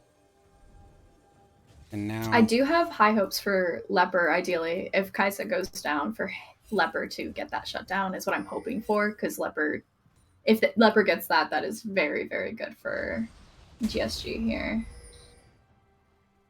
We'll see if that's going to be the case. Leper actually backing and trying to head his way towards that dragon. They're setting up the death bush, trying to get GSG to walk into one of these. GSG knows something is up. They're very timidly walking around these bushes. They are scared, and it seems like they're just going to sacrifice the dragon and try and get these towers. With all the time set up for that death bush, gave the opportunity for GSG to really go for that. Oh my god, that Ezreal was a little too close. Yeah, it does look like Tame is now just stuck by himself, but I mean, FTD is now closer and closer to getting Soul, and that will be very good on Kai'Sa to get that movement speed after casting her ult along with Azzy with the Morgana ult. Definitely. Uh-oh, wait. Now the death bush has come around. They're gonna miss everything. Merit Lodge, he stays alive. He doesn't care. Nobody can hit anything on him. Mystic Azzy flashing forward, but that is not going to accomplish a whole lot. Merit Lodge still trying to frontline. Viddy going around the side trying to get in there, but I feel like this is just not going to work. It's going to keep getting kited out by the rest of Goon Squad. Tame moving around the back. He wants to get a big slicing maelstrom. Only hits one. Magical Girls uses the Zonias. Now Prevail is trying to frontline. He wants to go in. Killer Instinct is available, and he's going to go in. He's going on that backside. He's hitting the Grom from his bottom. And now Timic getting interrupted by the Galio. Prevail will flash away and stay alive out of it. Leper is huge. He is healthy, and he is taking down Merit Lodge, and he wants more. Train is running away. He is not in the same boat. And now it is just 1 for 2 in favor of Goon Squad Gaming. A little bit of an overchase from Feed the Dream. Yeah, I was wondering if a Baron would happen, but both junglers are down, so it's just not safe to do. It looks like it's just going to be a reset now. Reset now coming through, and yeah, Goon Squad get an extra kill out of that, and they get the tower, but they are now on soul point. Things are terrifying as they need to be at every single dragon. Once again, they need to try and stop this soul from getting through. And last time, that was kind of the straw that broke the camel's back. I'm going to be watching this dragon timer as it gets closer and closer to see if Goon Squad can turn that around and make a better play for themselves this time, or if we're going to see more of the same. I'm a little bit curious about this Ezreal though, because he is catching up a bit to the Kaisa, 6-1, 8-1 farm. He's a little bit ahead, so I'm wondering if there is a chance for Snuggle to catch up to Prevail there at all. Yeah, it does have a lot of those important items there. The Essence Reaver, the Manamune, the Sorelda's Grudge for the slow. Working on that Frozen Heart, that one will be very big to make sure that this Graves can't do enough damage to this Ezreal to take him down.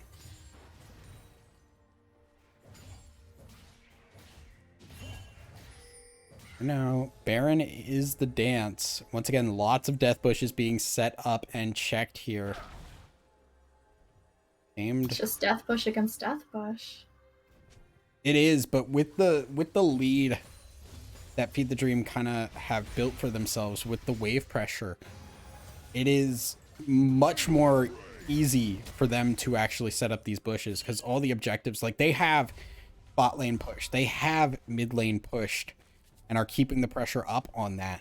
So they have the ability to move around this map and kind of set these bushes up around the objectives that matter. Whereas it feels like Goon Squad are just kind of hanging out in their jungle and saying like, hope food comes today.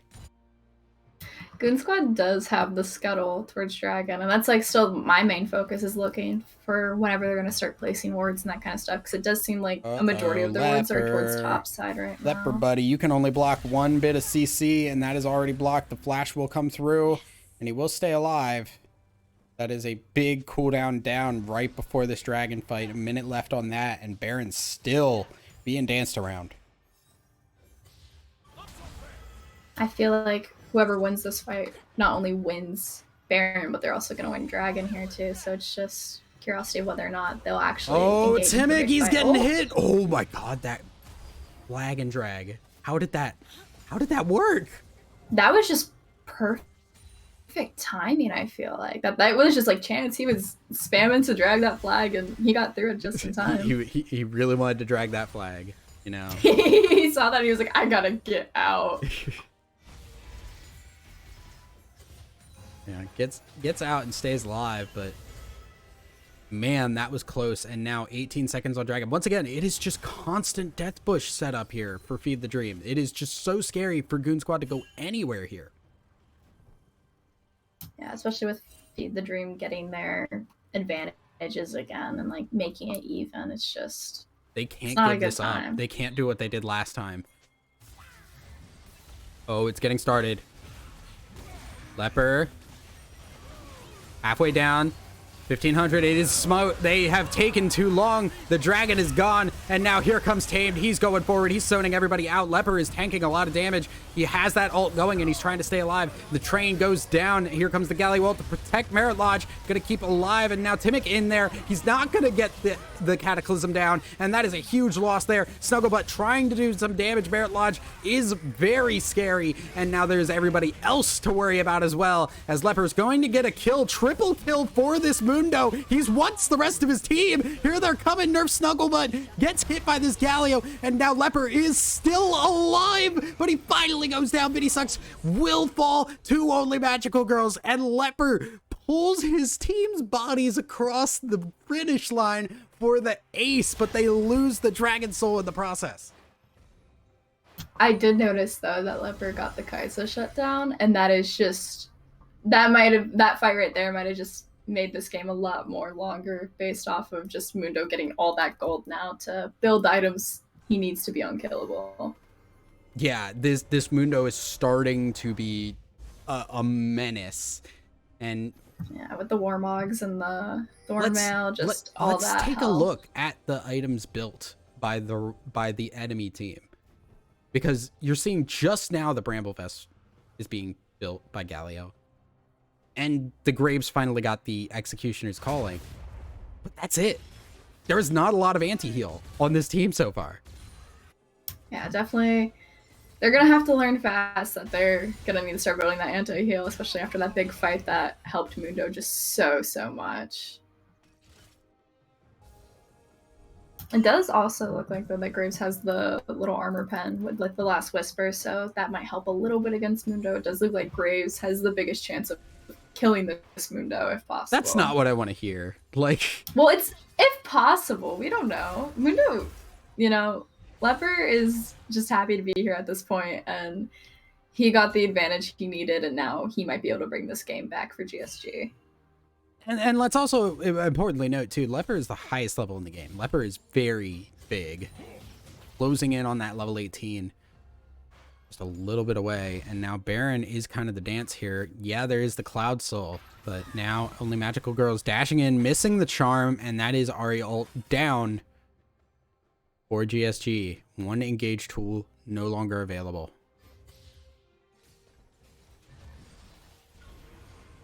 Well, these charms are just whiffing by the ears of Feed the Dream. I am looking at Leopard just having a good time bot lane. I'm wondering what happened there. He does have TP up though. Somebody has to answer that, right? Like, eventually Leopard's going to start closing in on these inhibitors.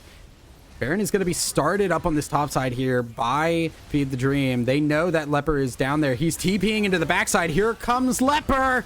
Big Ezreal ult across the entire team. Mystic Azzy going to use that ultimate to stay alive. Prevail is killer instincting just to stay alive. Leper is still full health, and the rest of his team has come in. Baron, the 6th member of Goon Squad, is now going to die for them. Give them the buff, and now Goon Squad have control of this game. Honestly, that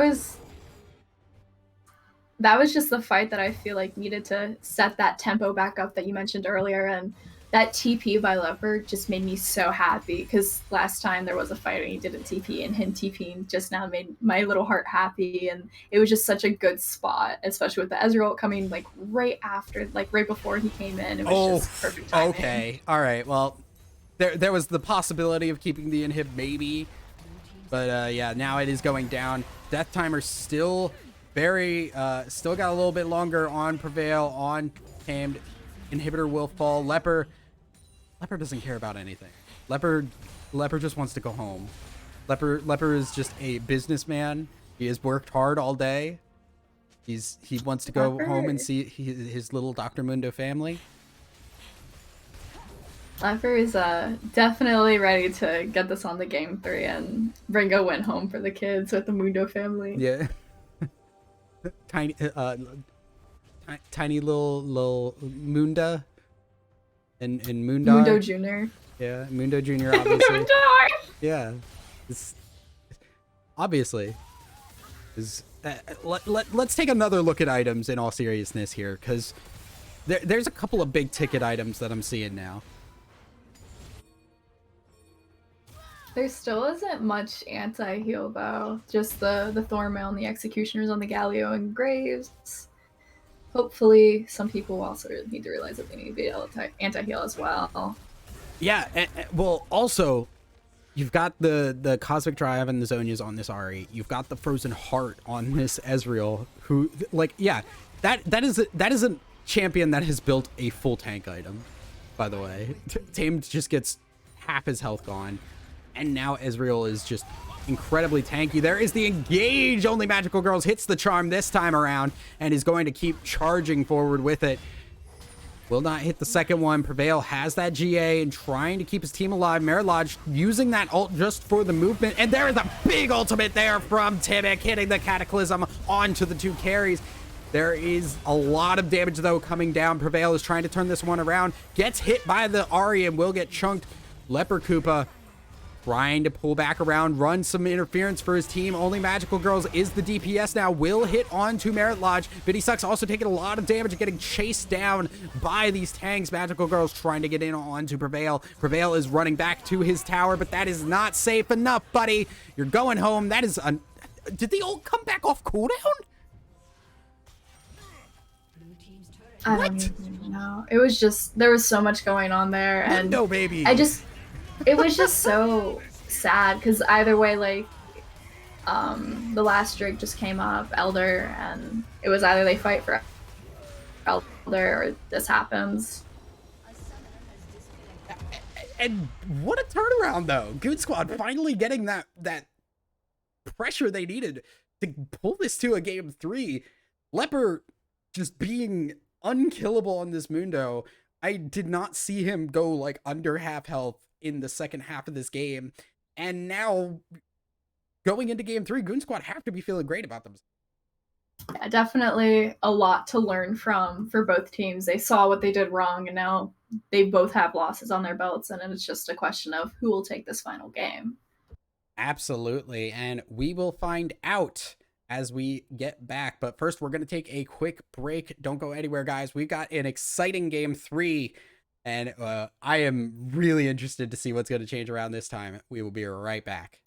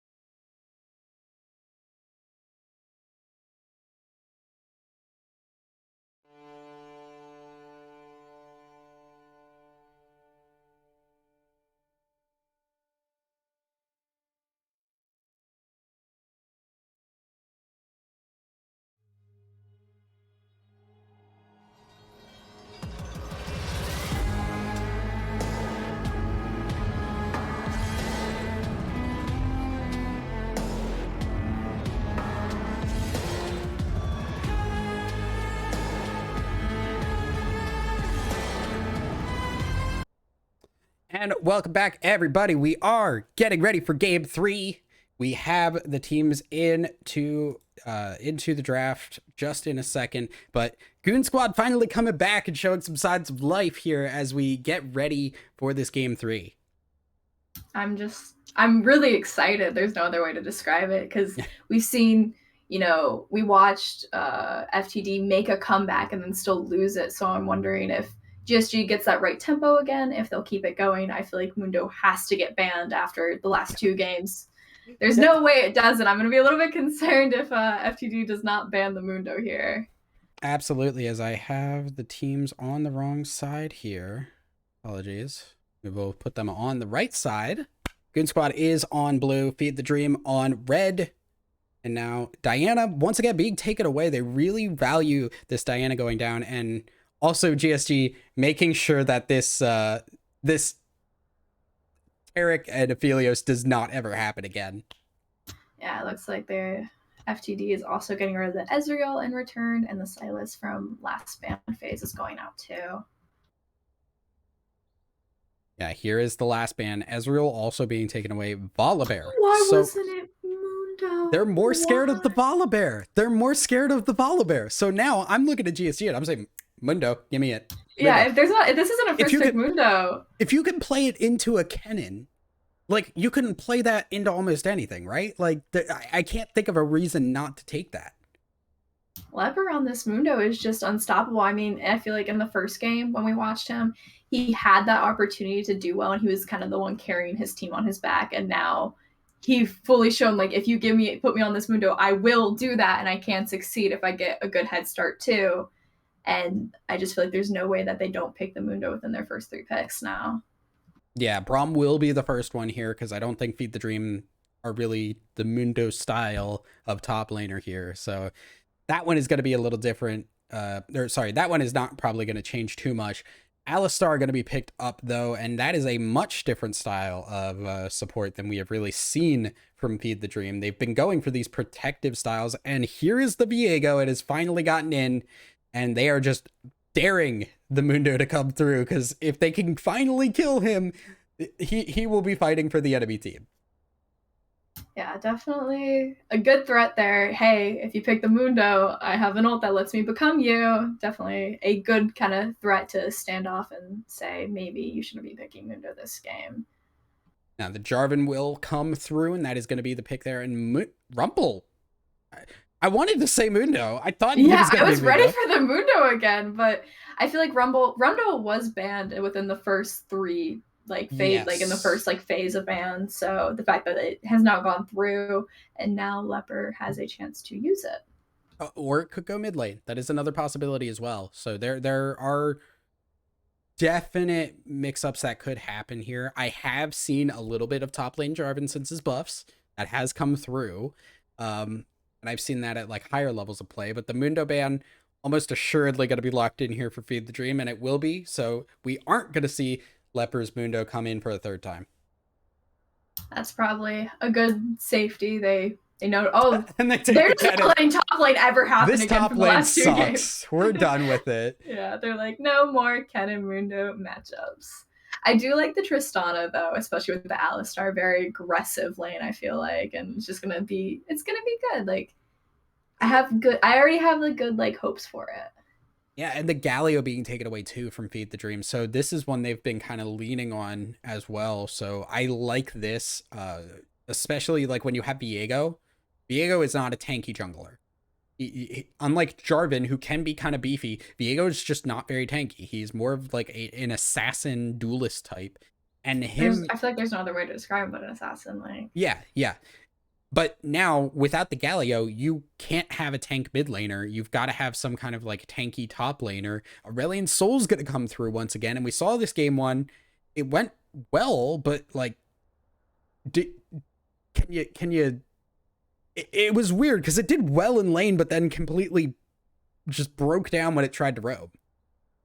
Yeah, definitely. Vinny did not roam as much as I was hoping for, so maybe we'll see that again. The Ashe picking too for that passive slow would be very nice, especially with those fast-going people. Tristana, if she ease in, can't really escape as well now with that passive slow. And now we wait for the final pick because we still are not sure where the Rumble and the Jarvan are going. Both those can jungle. There could be another jungle picked here, and these could go in solo lanes. There's a lot of opportunities for GSG. The Tom Kench, yes! Give me the Tom Kench! Oh, I'm excited about Unbench this the one. Kench. I'm just excited because I think top lane Tom Kench is busted. Like, straight up busted. If you thought Leper was doing well on a top laner that was really tanky and could still kind of 1v1 people, now you're absolutely going to see it get even worse with Tom Kench. And that looks like those are the rest of our picks. I actually really like how this looks so far. Oh. Yeah, and now we are going to get into the draft very shortly here as Cho'Gath is that last pick. And so, okay, actually, Cho'Gath works pretty decently into that Tom Kench. So I'm kind of surprised we're finally seeing a tank v tank top lane matchup as opposed to that Kennen trying to get a lead in that top side. So this should be very interesting. I'm very excited to see where this game goes. It's some picks that we've seen before, but it's also just so many more new ones that we have yet to see, and it's just very exciting. Definitely with the Early Soul, hoping that Vinny will roam some more. Ashe has a lot of like counters if Tristana tries to go in a little bit too hard with the passive slow, and if ults come by, then Ashe done as well. I'm excited. I feel like just the two tank top. It's what I needed. Excited to see where it goes. Viego, especially with that being one of Merit's like favorite or like more favorite jungles. Definitely gonna be reaching into the thesaurus for that one. Yeah, but one of his favorites. It's gonna be a good game. I feel like a lot of people kind of got picks up there. I actually, the Kench and like the Viego are definitely the stronger picks. I feel like people are more comfortable in those two. Maybe they're really Soul a little bit.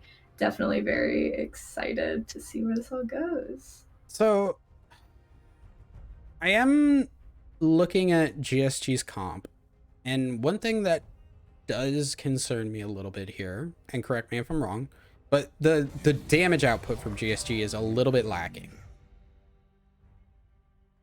I kind of want to argue otherwise. I think Rumble ult is very nice.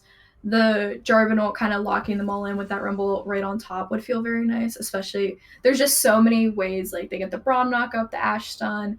If something goes wrong, Kench can now just kind of put someone in his mouth and walk away. I do feel like their ults, when it gets to ult time period, is very strong. Mm-hmm. And I still think it'll be even. I think it'll be a lot more even than we've seen the last two games, especially with like Goon Squad catching up and like having that head start, Feed the Dream catching up, and then Goon Squad still finishing out strong. I feel like both of these teams, they've won once and now they refuse to let this go away. They have to finish this off. Like they have to get this one. It is too even now for them. Absolutely. And I guess my worry is I'm looking at Ashe and Rumble. They are the two main damage sources, right? And I look at them going up against an Alistar and a Cho'Gath. And I'm thinking, like, if they can't kill Viego and Tristana, that is going to be very tough. Like, if they can't land those ultimates there and they can't lock those people into those damage ultimates, it is going to be a big struggle to survive game long of skill shots for the GSG. They have to land those skill shots in order to end strong and take this final win. Yeah, it's going to be a bit of a struggle here, but it's a struggle that we're going to go through together and we're going to have a good time watching it. That sounds really terrible when I phrase it. I'm excited. Like I'm just happy to be here, like just watching these teams and seeing how they perform so far. And like at the end of the day, I feel like it's all just good fun for them. They all know each other. It's exciting to see them. They'll definitely be congratulating whoever wins on their win. No bad blood here at the end of the day. Just good fun for them, and it's exciting to see what happens next. I mean, maybe Ashe will end up getting that damage needed. I feel like an early head start is very much needed for both of these teams to keep continuing through, especially if that Viego gets an early head start. It could be game over right from there. Yeah, it's something to keep an eye on here. I'm also just looking at Aurelion Sol here, and Rumble is one of those champs that if you do leave lane, he can shove pretty hard here. So there's the opportunity for Rumble to really punish Vinny as he tries to move around the map. Yeah, I can see that to a certain extent. I do think Rumble is very good at taking turrets, so maybe Vinny not being as good of a roamer may be a little bit more appreciated here, especially against that Rumble. I could also this is just such a curious game to me, especially with the 2 tank supports, the 2 tank tops. Definitely a lot of fun to be seen here. I do think that Assassin was needed over Rumble. Now that like we've talked about him a little bit more and Viego being an assassin, just they Feed the Dream definitely has more damage outbursts. It's just whether or not GSG can keep up with that and keep the health to keep fighting. Yeah, but we will see how that works out after we get back, because we are going to take a quick break as we load into this next game, guys. Do not go anywhere. The exciting finish to Feed the Dream Black versus GSG Kappa is going to be right after this break.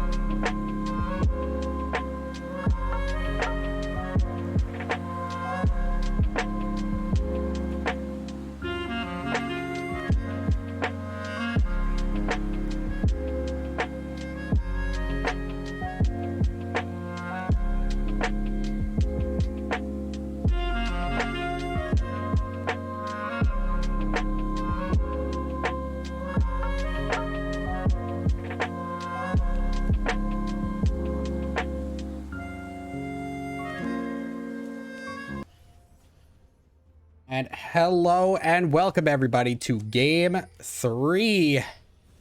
We are getting underway.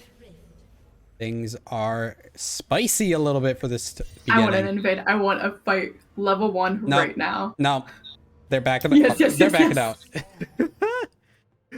Cowards. Yep, a little bit. They are probably listening to the stream. Just an FYI. I'm so sorry. I'm a fan of level 1 invades. It is just a personal thing, because why not? But that's sound analytical reasoning that I can't refute, really. A little bit of damage, not too bad. Not enough to instigate a fight, unfortunately. Oh yeah, it's just a start here, and interestingly enough, here we've got the comment on the Rumble. I've seen a little bit of Conqueror Rumble, which confuses me because Flame Spitter. Somebody explained this to me because they said it's like singed, and they understand singed. When you damage with Flame Spitter, you then have to hit another ability, or like a different ability for another tick of Flame Spitter to count up for Conqueror. Is really weird to me. Regardless, not important because we're seeing Comet. And we are underway. Everybody just farming up. Jarvan, though, moving. I do have the preference for Comet on Rumble, but that's also just, I hate Conqueror as a whole. So I think Comet, especially good early off, to get that early poke with the Comet coming down onto the Aurelion Soul will definitely be a little bit nicer, too. Yeah. Jarvan? May not be as efficient later game, but... Hold up, because Jarvan wants this. Magical Girl's not level 2, though, and I think chasing this is not a good idea. What they're going in anyway, Vinny Sucks gonna start taking some damage, but Timic takes a lot more in response. The Ignite comes down. Merritt gonna show up close to this tower here, take a lot of damage from that Rumble, but we'll just back out, and it is just a flash burned for Timic and the Ignite for Vinny. I told them I wanted to fight, and they gave it to me. Yeah, just for you. It was absolutely... They heard it and they're like, well, now we gotta just start fighting, you know? Don't know what's gonna happen next. Now we have to do it. But, like, yeah. Unfortunately, with Rumble being level 1, it's not the best thing. Yeah, definitely. It did, like, it even looked like Magical was trying to, like, auto minions to hit level 2, and even then it just wasn't enough because Timic was still like, I'm gonna go in still, and Magical was just like, please let me hit level 2 at least. Did not end up that well. At least Magical hit level 2 towards the end of that fight to kind of defend Timic towards the end. Yeah, and also we could see Cho'Gath really pushing in this Tahm Kench here. Tahm Kench not known for his wave clear here, but I'm actually curious here because I've seen Tahm use a lot of Qs. Is he maxing the Q? He is maxing the Q. Oh, I'm sad. This makes me sad as somebody who plays tank Cho'Gath. Is Doran's Ring, a good start for Cho'Gath though if you're going tank? I feel like Doran's Shield is so much better. Don't tell me this is AP Cho'Gath with Grasp. I think that's AP Cho'Gath. It is Doran's Ring. I'm gonna scream if it's AP Cho'Gath with Grasp. I'm gonna cry. Oh my goodness. I feel like that also, now looking at the Doran's Ring, explains why Leper is just getting so poked out. Just, wow. Yeah, and he's also maxed the Q, so he's got a lot of wave clear. It makes it really hard for Tahm Kench to actually, like, pressure this. I'm just gonna be really sad. Like, technically, you can just run Doran's Ring even on tank Cho'Gath, but generally, if you're running tank Cho'Gath, you're maxing that E. And I'm seeing a Doran's Ring with a Q max, and I'm like, I don't know about this one, Chief. This was like when Mystic put a point in W, and I just had like a mental breakdown. This is you with the Cho'Gath with the really Doran's Ring and the Q max. Yeah, but right now I'm looking at this, and Timic kind of just does not have a lot of options for himself here. Rumble and Ashe, they're able to push out these lanes here. Ashe with that wave clear doing great, but there's not an opportunity for Jarvan, and that just means Merritt's going to be able to kind of peek up here if he wants to go for it. The stun does not hit, and Vinny's going to take a lot of damage here. He's getting low, the flash away, but it's followed, and that's first blood, and only Magical Girls gets it in the 1v2, gets to level 6, and now turning on Merritt Lodge. He's going to get a double kill in the 1v2. What a play from Magical Girls. That was insane. I looked at that, and in my head, I was like, okay, Magical is going to kill Vinny and probably die for it, but at least Magical will get the first blood, and then immediately turned it around just with the Flame Spitter onto the Viego, just getting that double kill. Great start for Magical. Yeah, just getting the ult and using it immediately. Great job for Magical Girls. A double kill now and has that Omnivamp right out the gate with that Leeching Leer. And oh my goodness, this is very scary now for Feed the Dream, because a fed Rumble is probably one of the things that can actually handle pretty much everybody on the side of Feed the Dream. Oh, Leper's also 6. He's thinking about it. He's got those marks, and he wants it, but he does not have the mana for it. Little ganky gang. Oh yeah, but bot side now, Braum is trying to block everything, and he's doing a pretty good job of it. Nerf Snugglebutt got the bomb, but Tristana just whacking away on this shield, not able to get any build up on it. Definitely with the E going in and then immediately flashing. Not a good time to lose flash there, especially with nothing coming out of it really. Yeah, Vinny though, he is moving up, and the rest of that team is there. He is not going to be a happy dragon, and he's going to be going down. And now, speaking of happy dragons, got first dragon going over to the side of Goon Squad. This is just such a strong start for Goon Squad, and definitely setting the tempo right off the bat of we are here to win this game. This is going to be our game to win. Like we lost one, we won one, we are going to finish off strong and win this last one for sure.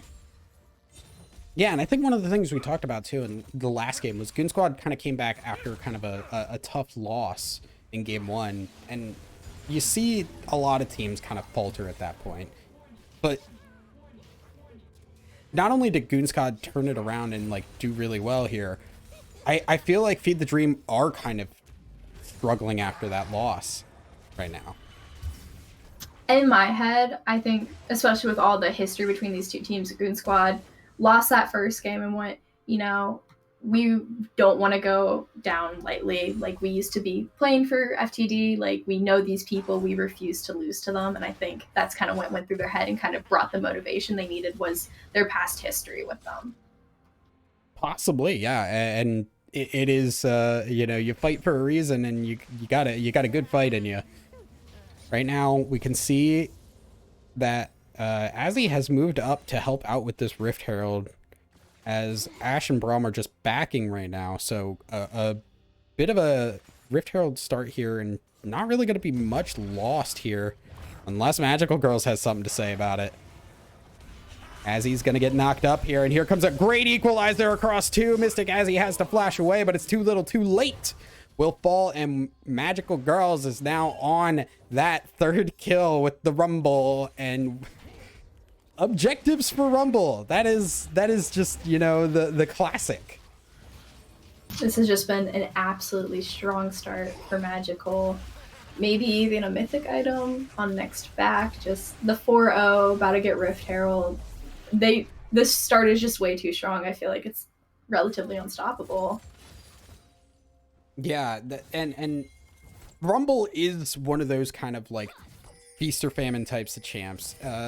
We talk about that with Viego sometimes, but now Vinny Suck's going to be going in a stun onto the Braum, but Vale wants to go on to the Ash, who's just going to get the stun now, and they're trying to move through that slow as he's moving forward, but she's not going to be able to get that stun down, and going to get stunned herself now. They need to try and protect this cow, because that is not going to be the most fun death. You just keep walking. Timix just kind of flag and drag it about 2 inches, but taking a lot of damage there. Will go down, but Magical Girls, just once again.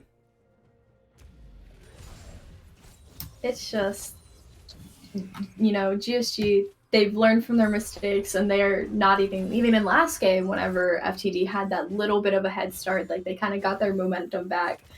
GSG is not allowing that to happen again. and they're just stomping in every single way possible. They pop both the ultis to get Snuggle and Train out of bot lane, and almost even got to kill a Mystic. And then what happened mid lane? Oh, we might see it again. We're gonna talk about that one. Mystic is just not giving them room to come back at all. Or Magical, sorry. Okay. I'm gonna call that one. Because Vinny flashed in and ulted the wrong direction. And I did not see that. Yeah. That's a little unfortunate. So we're just gonna call that tilt. We're gonna move on. But okay, from a serious perspective here, what does Feed the Dream need to do to start pulling themselves back into this game? Honestly, I'm a very big objectives player. I do think right now they just kind of need objectives, like with the Cloud Drake coming out pretty soon, up in 50 seconds. I think that'll kind of help them feel better. Like, hey, at least we're getting these objectives. That's what matters in this game at the end of the day. It's really just crushing that gold lead. I mean, Magical already finished Mythic right there. Yeah, like that's going to be my question, though. Like, it's objectives against our Rumble. Yeah, it's definitely, I don't even know what can be done at this point. It's just hoping that, I think Viego, if Viego ended up with the shutdown on Magical, would be the best thing possible. Viego just being an assassin so strong, and now that Viego is way past level 6, if they get that kill on Magical, Viego taking over and being able to play as that Rumble is definitely a little bit terrifying. So ideally, they can at least start shutting down Magical here very soon if they want to keep this going. The Ash Arrow misses, though. Ash Arrow misses. Magical Girl still has that equalizer and is looking to try and use it. This is a bit of a dicey situation. Air Lodge also sitting around on the end here, wants to try and make something happen. This definitely could be an opportunity for Miralash to get in and steal this dragon. It's just the question is, are they going to do it? Vinny Sucks hitting a big stun on everybody, and blue team gets the dragon. It is for Goon Squad. That is a big equalizer now, but it is not in the right spot. And now everybody is falling apart. Vinny Sucks is getting orbs all over the place. And now you get to see the comeback happen. Miralash wants a third kill. He's chasing him down. The AoE was too much. And that is going to be a 4-0 in favor of Feed the Dream Black. I mean, we just talked about right before that fight, if Viego gets those kills and they kill Rumble, there's not much they can do. Now they're against their own Fed Rumble, and that was just exactly what they needed to get that momentum back and even out the gold lead for sure. Yeah, just the amount of AoE that was coming in there. The Tristana bomb, the Asol stars spinning around, lots of damage coming through, and it felt like everybody just kind of got lost in the middle of it. It was just, everyone was in that dragon pit, and the second I watched Vinny come in with that E and the huge star right there, I knew what was coming next, and I was like looking to see if Magical would get stunned from it, and the second I saw Magical did, it was just, it was game over. Speaking of Magical, though, Tame wants to flash in, get that kill with the ult. Doesn't get the kill with the ult, but gets the kill. But Magical is now 6-1, and will be even scarier. It's just really these equalizers need to hit.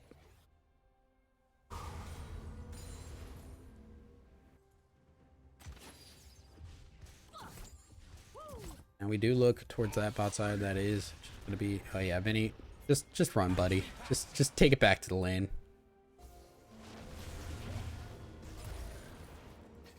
Has he around to keep Vinny safe, but not exactly what you want to see when you have an Alistar. You generally want to play aggressive.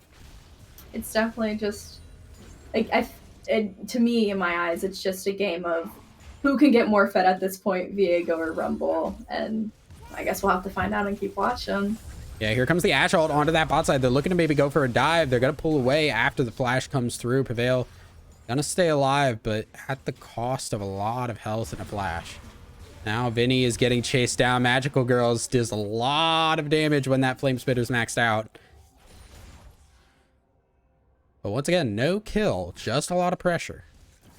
Diego does look like Marty is looking for that pick on Magical, but it doesn't look like it's going to come in just yet. Merit. Morty. I feel like Merit would be very upset. I was just like, yeah, Morty.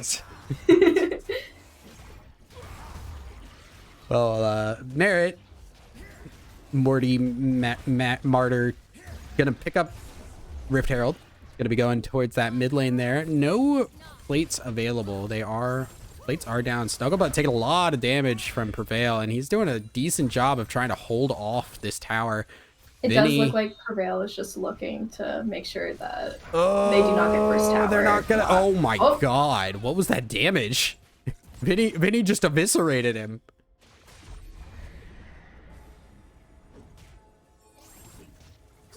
Yeah, there goes down there's first tower. It looked like Prevail was just trying his best to make sure first tower did not get taken by GSG, and he succeeded in his goal and even got Vinny a kill out of it. Yeah, and a good roam by Vinny, which, you know, we said we didn't see enough of last time. Seen a little bit more of it this time around, and that one was just a really good one to make sure they got the kill on Snugglebutt. He heard me complain about him not roaming in his first game. Quite possibly. I feel like everything I've said, I'm just like, yeah, you need to do this more. And now I'm seeing it, and it makes me happy that, you know, they've learned and they're improving and they're just doing so much better. And I love that this game has just been so even. Definitely a great third game so far. Very excited to see where it keeps on going. Just, Yeah, and gonna get ready. Dragon spawning in 32 seconds. Merrick gonna get a little caught out here as the ult will come through from Timic, but not gonna get the kill. Mystic Azzy, the only one on that Rumble ult, and now that Rumble ult is down for this dragon fight. Merritt may have lost the flash, but I think that Scuttle was worth it, because now they'll have vision when they're getting ready to start it. There's no way they can really avoid it without going by at this point, and yeah.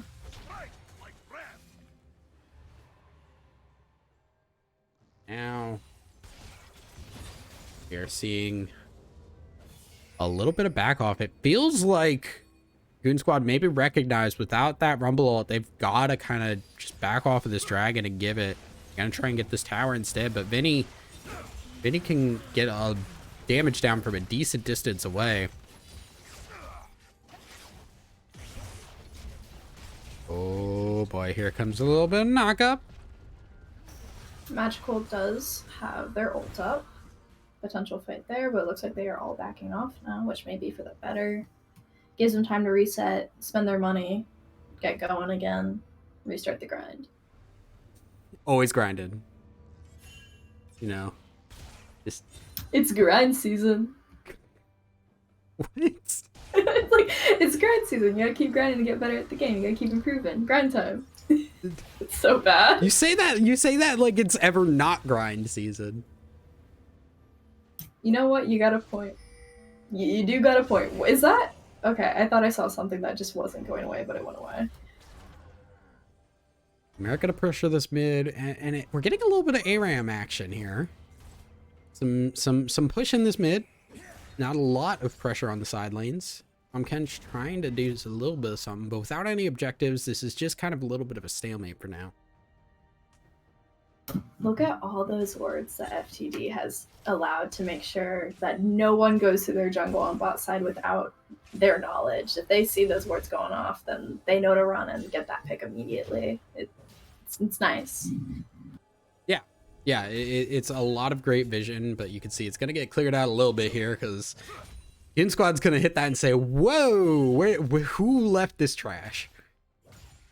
This is, pick that up, send it to the recyclers, pick up a little bit of money. Return to sender. No, Yeah. You can spend more money on it.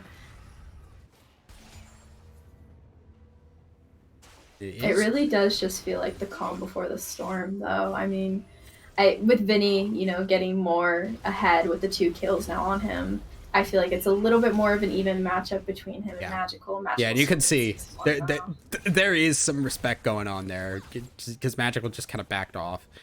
Yeah, but for sure. So you're saying it's the calm before the storm. Where is this storm gonna happen? There is Baron up, but I do feel like everyone's kind of just prepping to ARAM it down mid, and true IBS fashion, nothing like a good ARAM down mid. However, it does, with Baron being up, it's kind of just if they can get that pick to keep going, And it looks like there will be a fight top lane. Yeah, team getting caught out here, flashing and going immediately into the Cataclysm. That is an easy pickup there for Goon Squad, but they may not be out of it just yet. They're gonna see that there are 3 people on their tail. I am happy that Vinny has some kills under his belt, though, because I feel like it just looks like everyone on FTD is very, it's okay scores, and then there's just Merritt, who is 4-2 on Viego, and it makes me feel a little bit better, because now they have that time to catch up to that Rumble. Now it's not just Viego versus Rumble, it is Vinny now has a chance to being against this Rumble, and kind of sets them to be a little bit more of an even game. Make it sound like all of you suck. Merritt is my favorite. Yeah. Yeah. Everyone. No, okay. Well, I'm joking. Everyone has done great so far, and it's just like any game, I always get worried when one person gets too many kills. I feel like it is just infinitely so much better if it's more spread out. It gives everyone a chance to fight, and Merritt having a majority of them, and then with Magical also having a majority of them, I just feel like it kind of sucks, because now some people are just there to push out lanes, which is also good though, because objectives. Yeah, speaking of, we have the Mountain Dragon coming up in a minute. Everybody kind of just moving around it right now. Tristana still up on this top side. Kind of curious that Tamed is in this mid lane, considering the fact that he has that TP and is capable of moving over to that dragon pretty easily from anywhere on the map.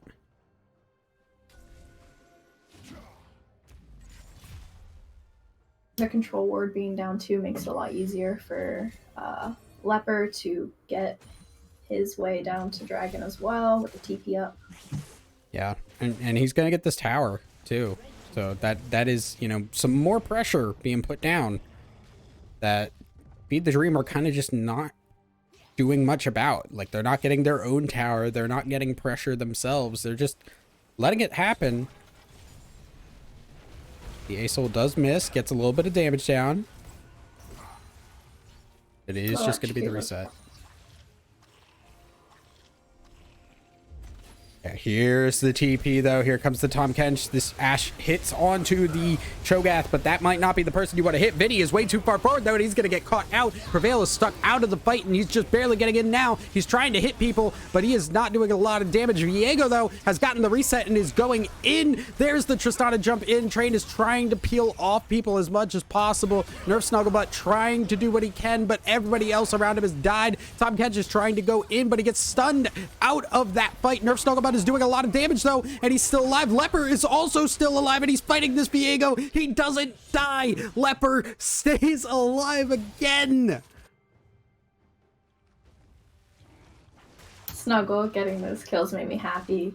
It helps Snuggles even out a lot more. It's just it's whenever there's that one fed person and you're just shit, I'm kind of decent right now. I'm not as ahead of them, and Snuggle being able to take that fight and get those kills, buddy. And even get a 4th kill there from that fight.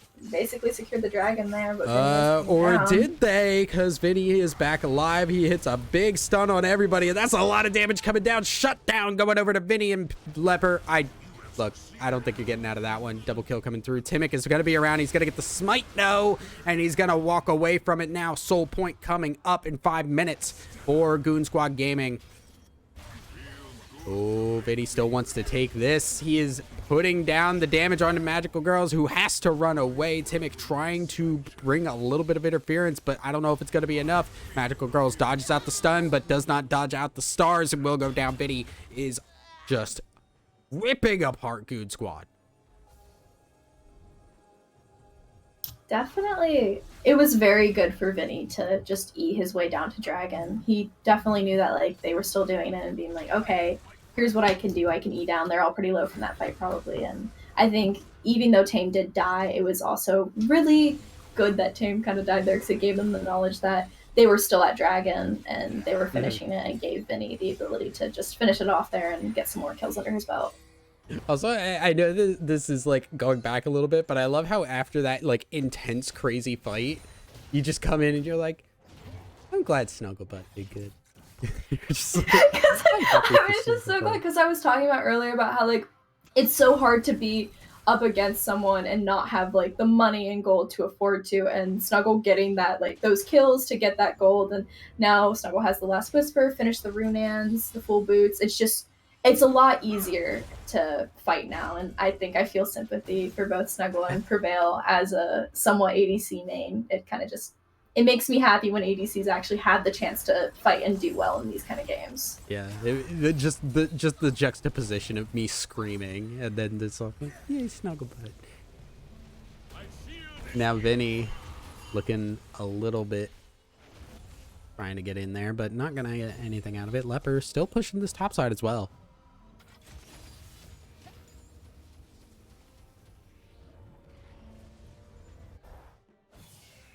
Now we wait, as Baron is the objective up, but I don't know if it's really a safe one to start up for Goon Squad. They are looking at it, they're eyeing at it, they want it.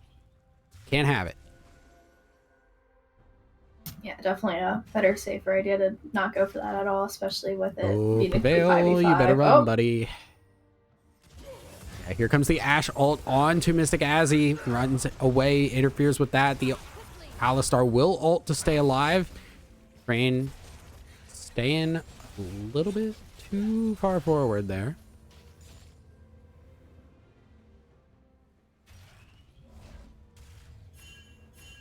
Now, it is just moving down to this bot side here. It feels like a little bit of lost tempo for Goon Squad. They're not really getting much done with this pressure they've had. I don't think there's anything to be done yet, though. I mean, FTD is just kind of pushing back waves slowly but surely, and Goon Squad doesn't have much to do besides just farm up and get the gold needed to get their soul up in a minute and all that kind of stuff. There isn't really much to be done yet unless they want to try to go for picks, but they can't see anyone, and who they would have to fight under tower for, and it just doesn't seem worth it. Yeah, and we do have Dragon coming up in a minute and a half. This is Soul Point once again. Goon Squad looking to have this under their belt if they can lock down this Dragon. They just need to prep this fight correctly and play it correctly like they did last time. What does pique my attention is the Spectre's cow that Leper currently has. Because from my knowledge, I could be wrong, but I'm pretty sure it only builds into a Spirit Visage. Correct. That just intrigues me so much, because there isn't much like AP on the enemy team besides for the Aurelion Soul. I mean, and I don't see much healing being done by the Tom Kench, really. well, I guess the grass. His gray health. Got the gray health. I forgot that I always forget he has gray health. Yep. I always think of it as the big shield. Yep. Okay. And there goes Timmick. Here comes the engage. Vinny doing a lot of damage, and oh my god, Timmick is just gonna go down. The equalizer comes down, but Prevail's just gonna back away. Ashe ult whiffs on to nothing, and now Vinny is just huge, can put out so much damage. The stun comes through, flashed away from Snugglebutt. Snugglebutt's trying to stay alive. Big knock up from Mystic Azzy. Only Magical Girls is stuck. Zonya's in the middle of the team, and now Merit Lodge is now Only Magical Girls, and they are gonna move over to that Dragon. No Leper Koopa to be found. And that will be the second Dragon for Feed the Dream Black. But somebody needs to back and take care of that Tom Kench. Ooh, the Ashe preventing the back. Yeah. I don't think Tame really realized for a second. Yeah, he's blowing the TP for it now. That's kind of a big deal. That definitely was such a smart fight for Vinny to be like, I'm just gonna E with a big star, and immediately getting that pick off of Timmick was just great for them to assure that they get Drake. Yeah.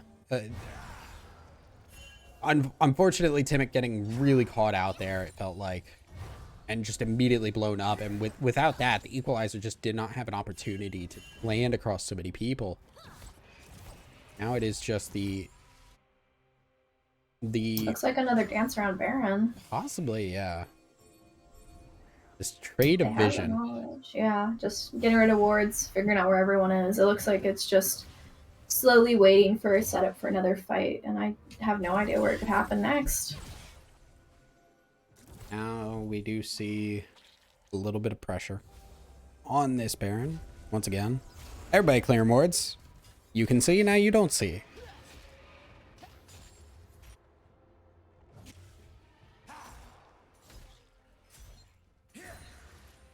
I'm just looking at the builds. I like that Ash has that Lord Dominic's against all the tanky stuff that's going on.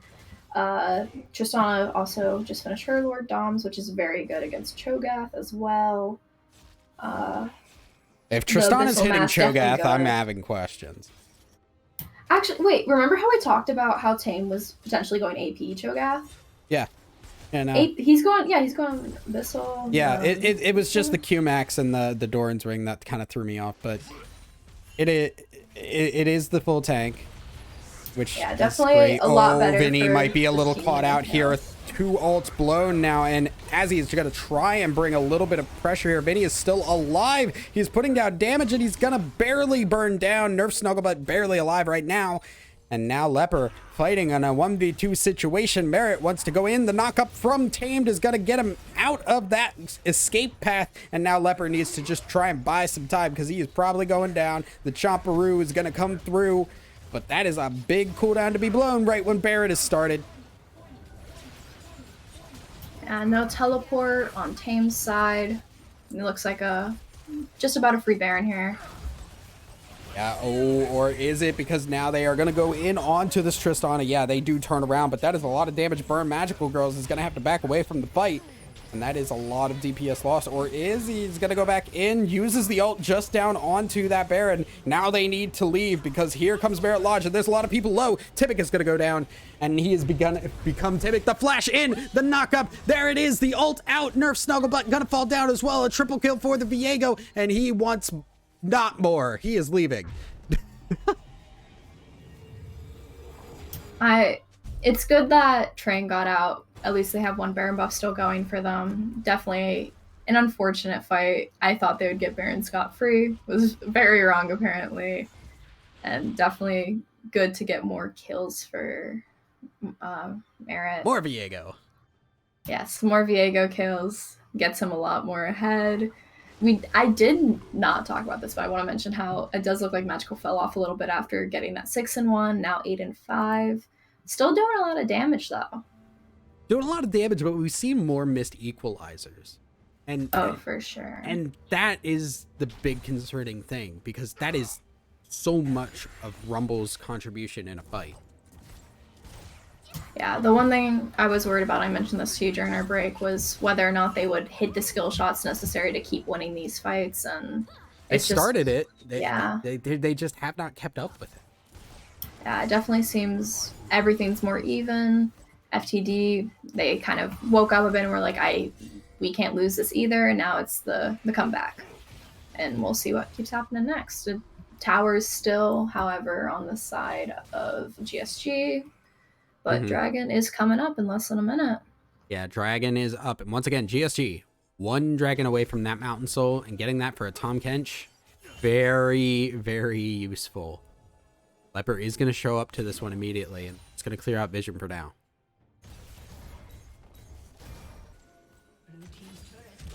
Oh, here comes the engage. Prevail able to get that jump away from the Ashe, but now Mystic Azzy is stuck up in there, and now she is going to be in the middle of everybody. But is she going to take up enough damage? There's a big equalizer across 3 people. Prevail, you're just sitting in it, buddy. You got to get out of there, but you're going to burn down. Tamed is huge, though, and now Biddy is trying to put down tons of damage. Snugglebutt is staying alive, but for how long? Tibik is going to try and run away. Vinny putting out the damage and pulling up freaking huge win out of his back pocket, and now that is going to be the ace coming down. Another Dragon available for Feed the Dream, or they could try and go for this inhibitor. It does look like it might be a little bit of both. Tristana pushing down. It does look like Tame will have her go towards Dragon. Very nice that it is 3 mountains for Tame. Definitely being that tank Cho'Gath. Definitely very hard to kill. Just not a fun time for GSG. Yeah, this Aurelian soul damage coming through in these fights is Yeah, and especially with that last fight, Azzy getting like picked off a bit, and then immediately being able to pop her ult, just saved that fight so well, and her having a hard time dying just made that such a good fight for FTD. yeah, very very well done. It was definitely one of those fights of the tank got focused when Vinny and Merritt could just get in. However, though, Merritt did get shut down during that fight.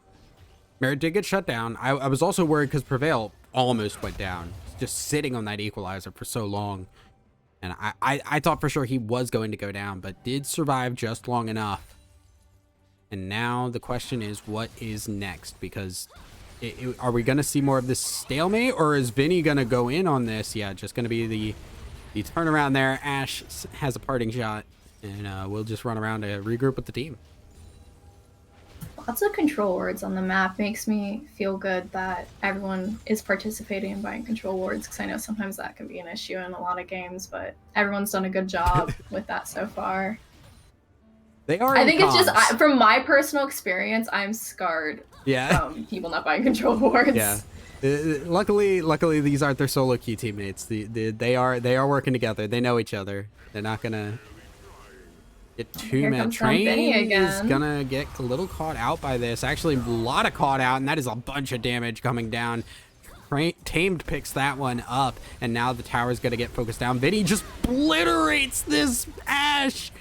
And now the equalizer coming through, just not going to do a lot of damage just to clear that wave. Now there is just Leper Koopa going down. Magical Girls is also very low. The inhibitor is going to fall, and you have to imagine that Feed the Dream are going to try and close this out here. They're pushing these towers. They want to get this out now. They don't want to take a second longer. Magical Girls is back to full health coming in as he is punting them away. Timic is just sitting there trying to figure out how to go in. Will go in, hit the Cataclysm, but gets immediately popped out. They are getting this Nexus down, and they are taking the series. Feed the Dream Black win 2-1 in a banger of a series. All three games were just amazing to watch. Yeah, incredibly well done, I think, by everybody involved. Just back absolutely. Like, I was just baffled every single time because, like, you know, you see a lot of games where, you know, you fall behind and you kind of just accept it there, but these teams never gave up. They kept going again and again and again. Yeah, they kept going, and just how back and forth that was. Like sometimes one team got ahead and then another team came around. It was so incredible. You never knew what was going to happen next because one team fight just determined it all, and it was just absolutely amazing just watching like the teams come back and even it out, and then maybe lose a bit and even out again. It just never a dull moment in any of these games.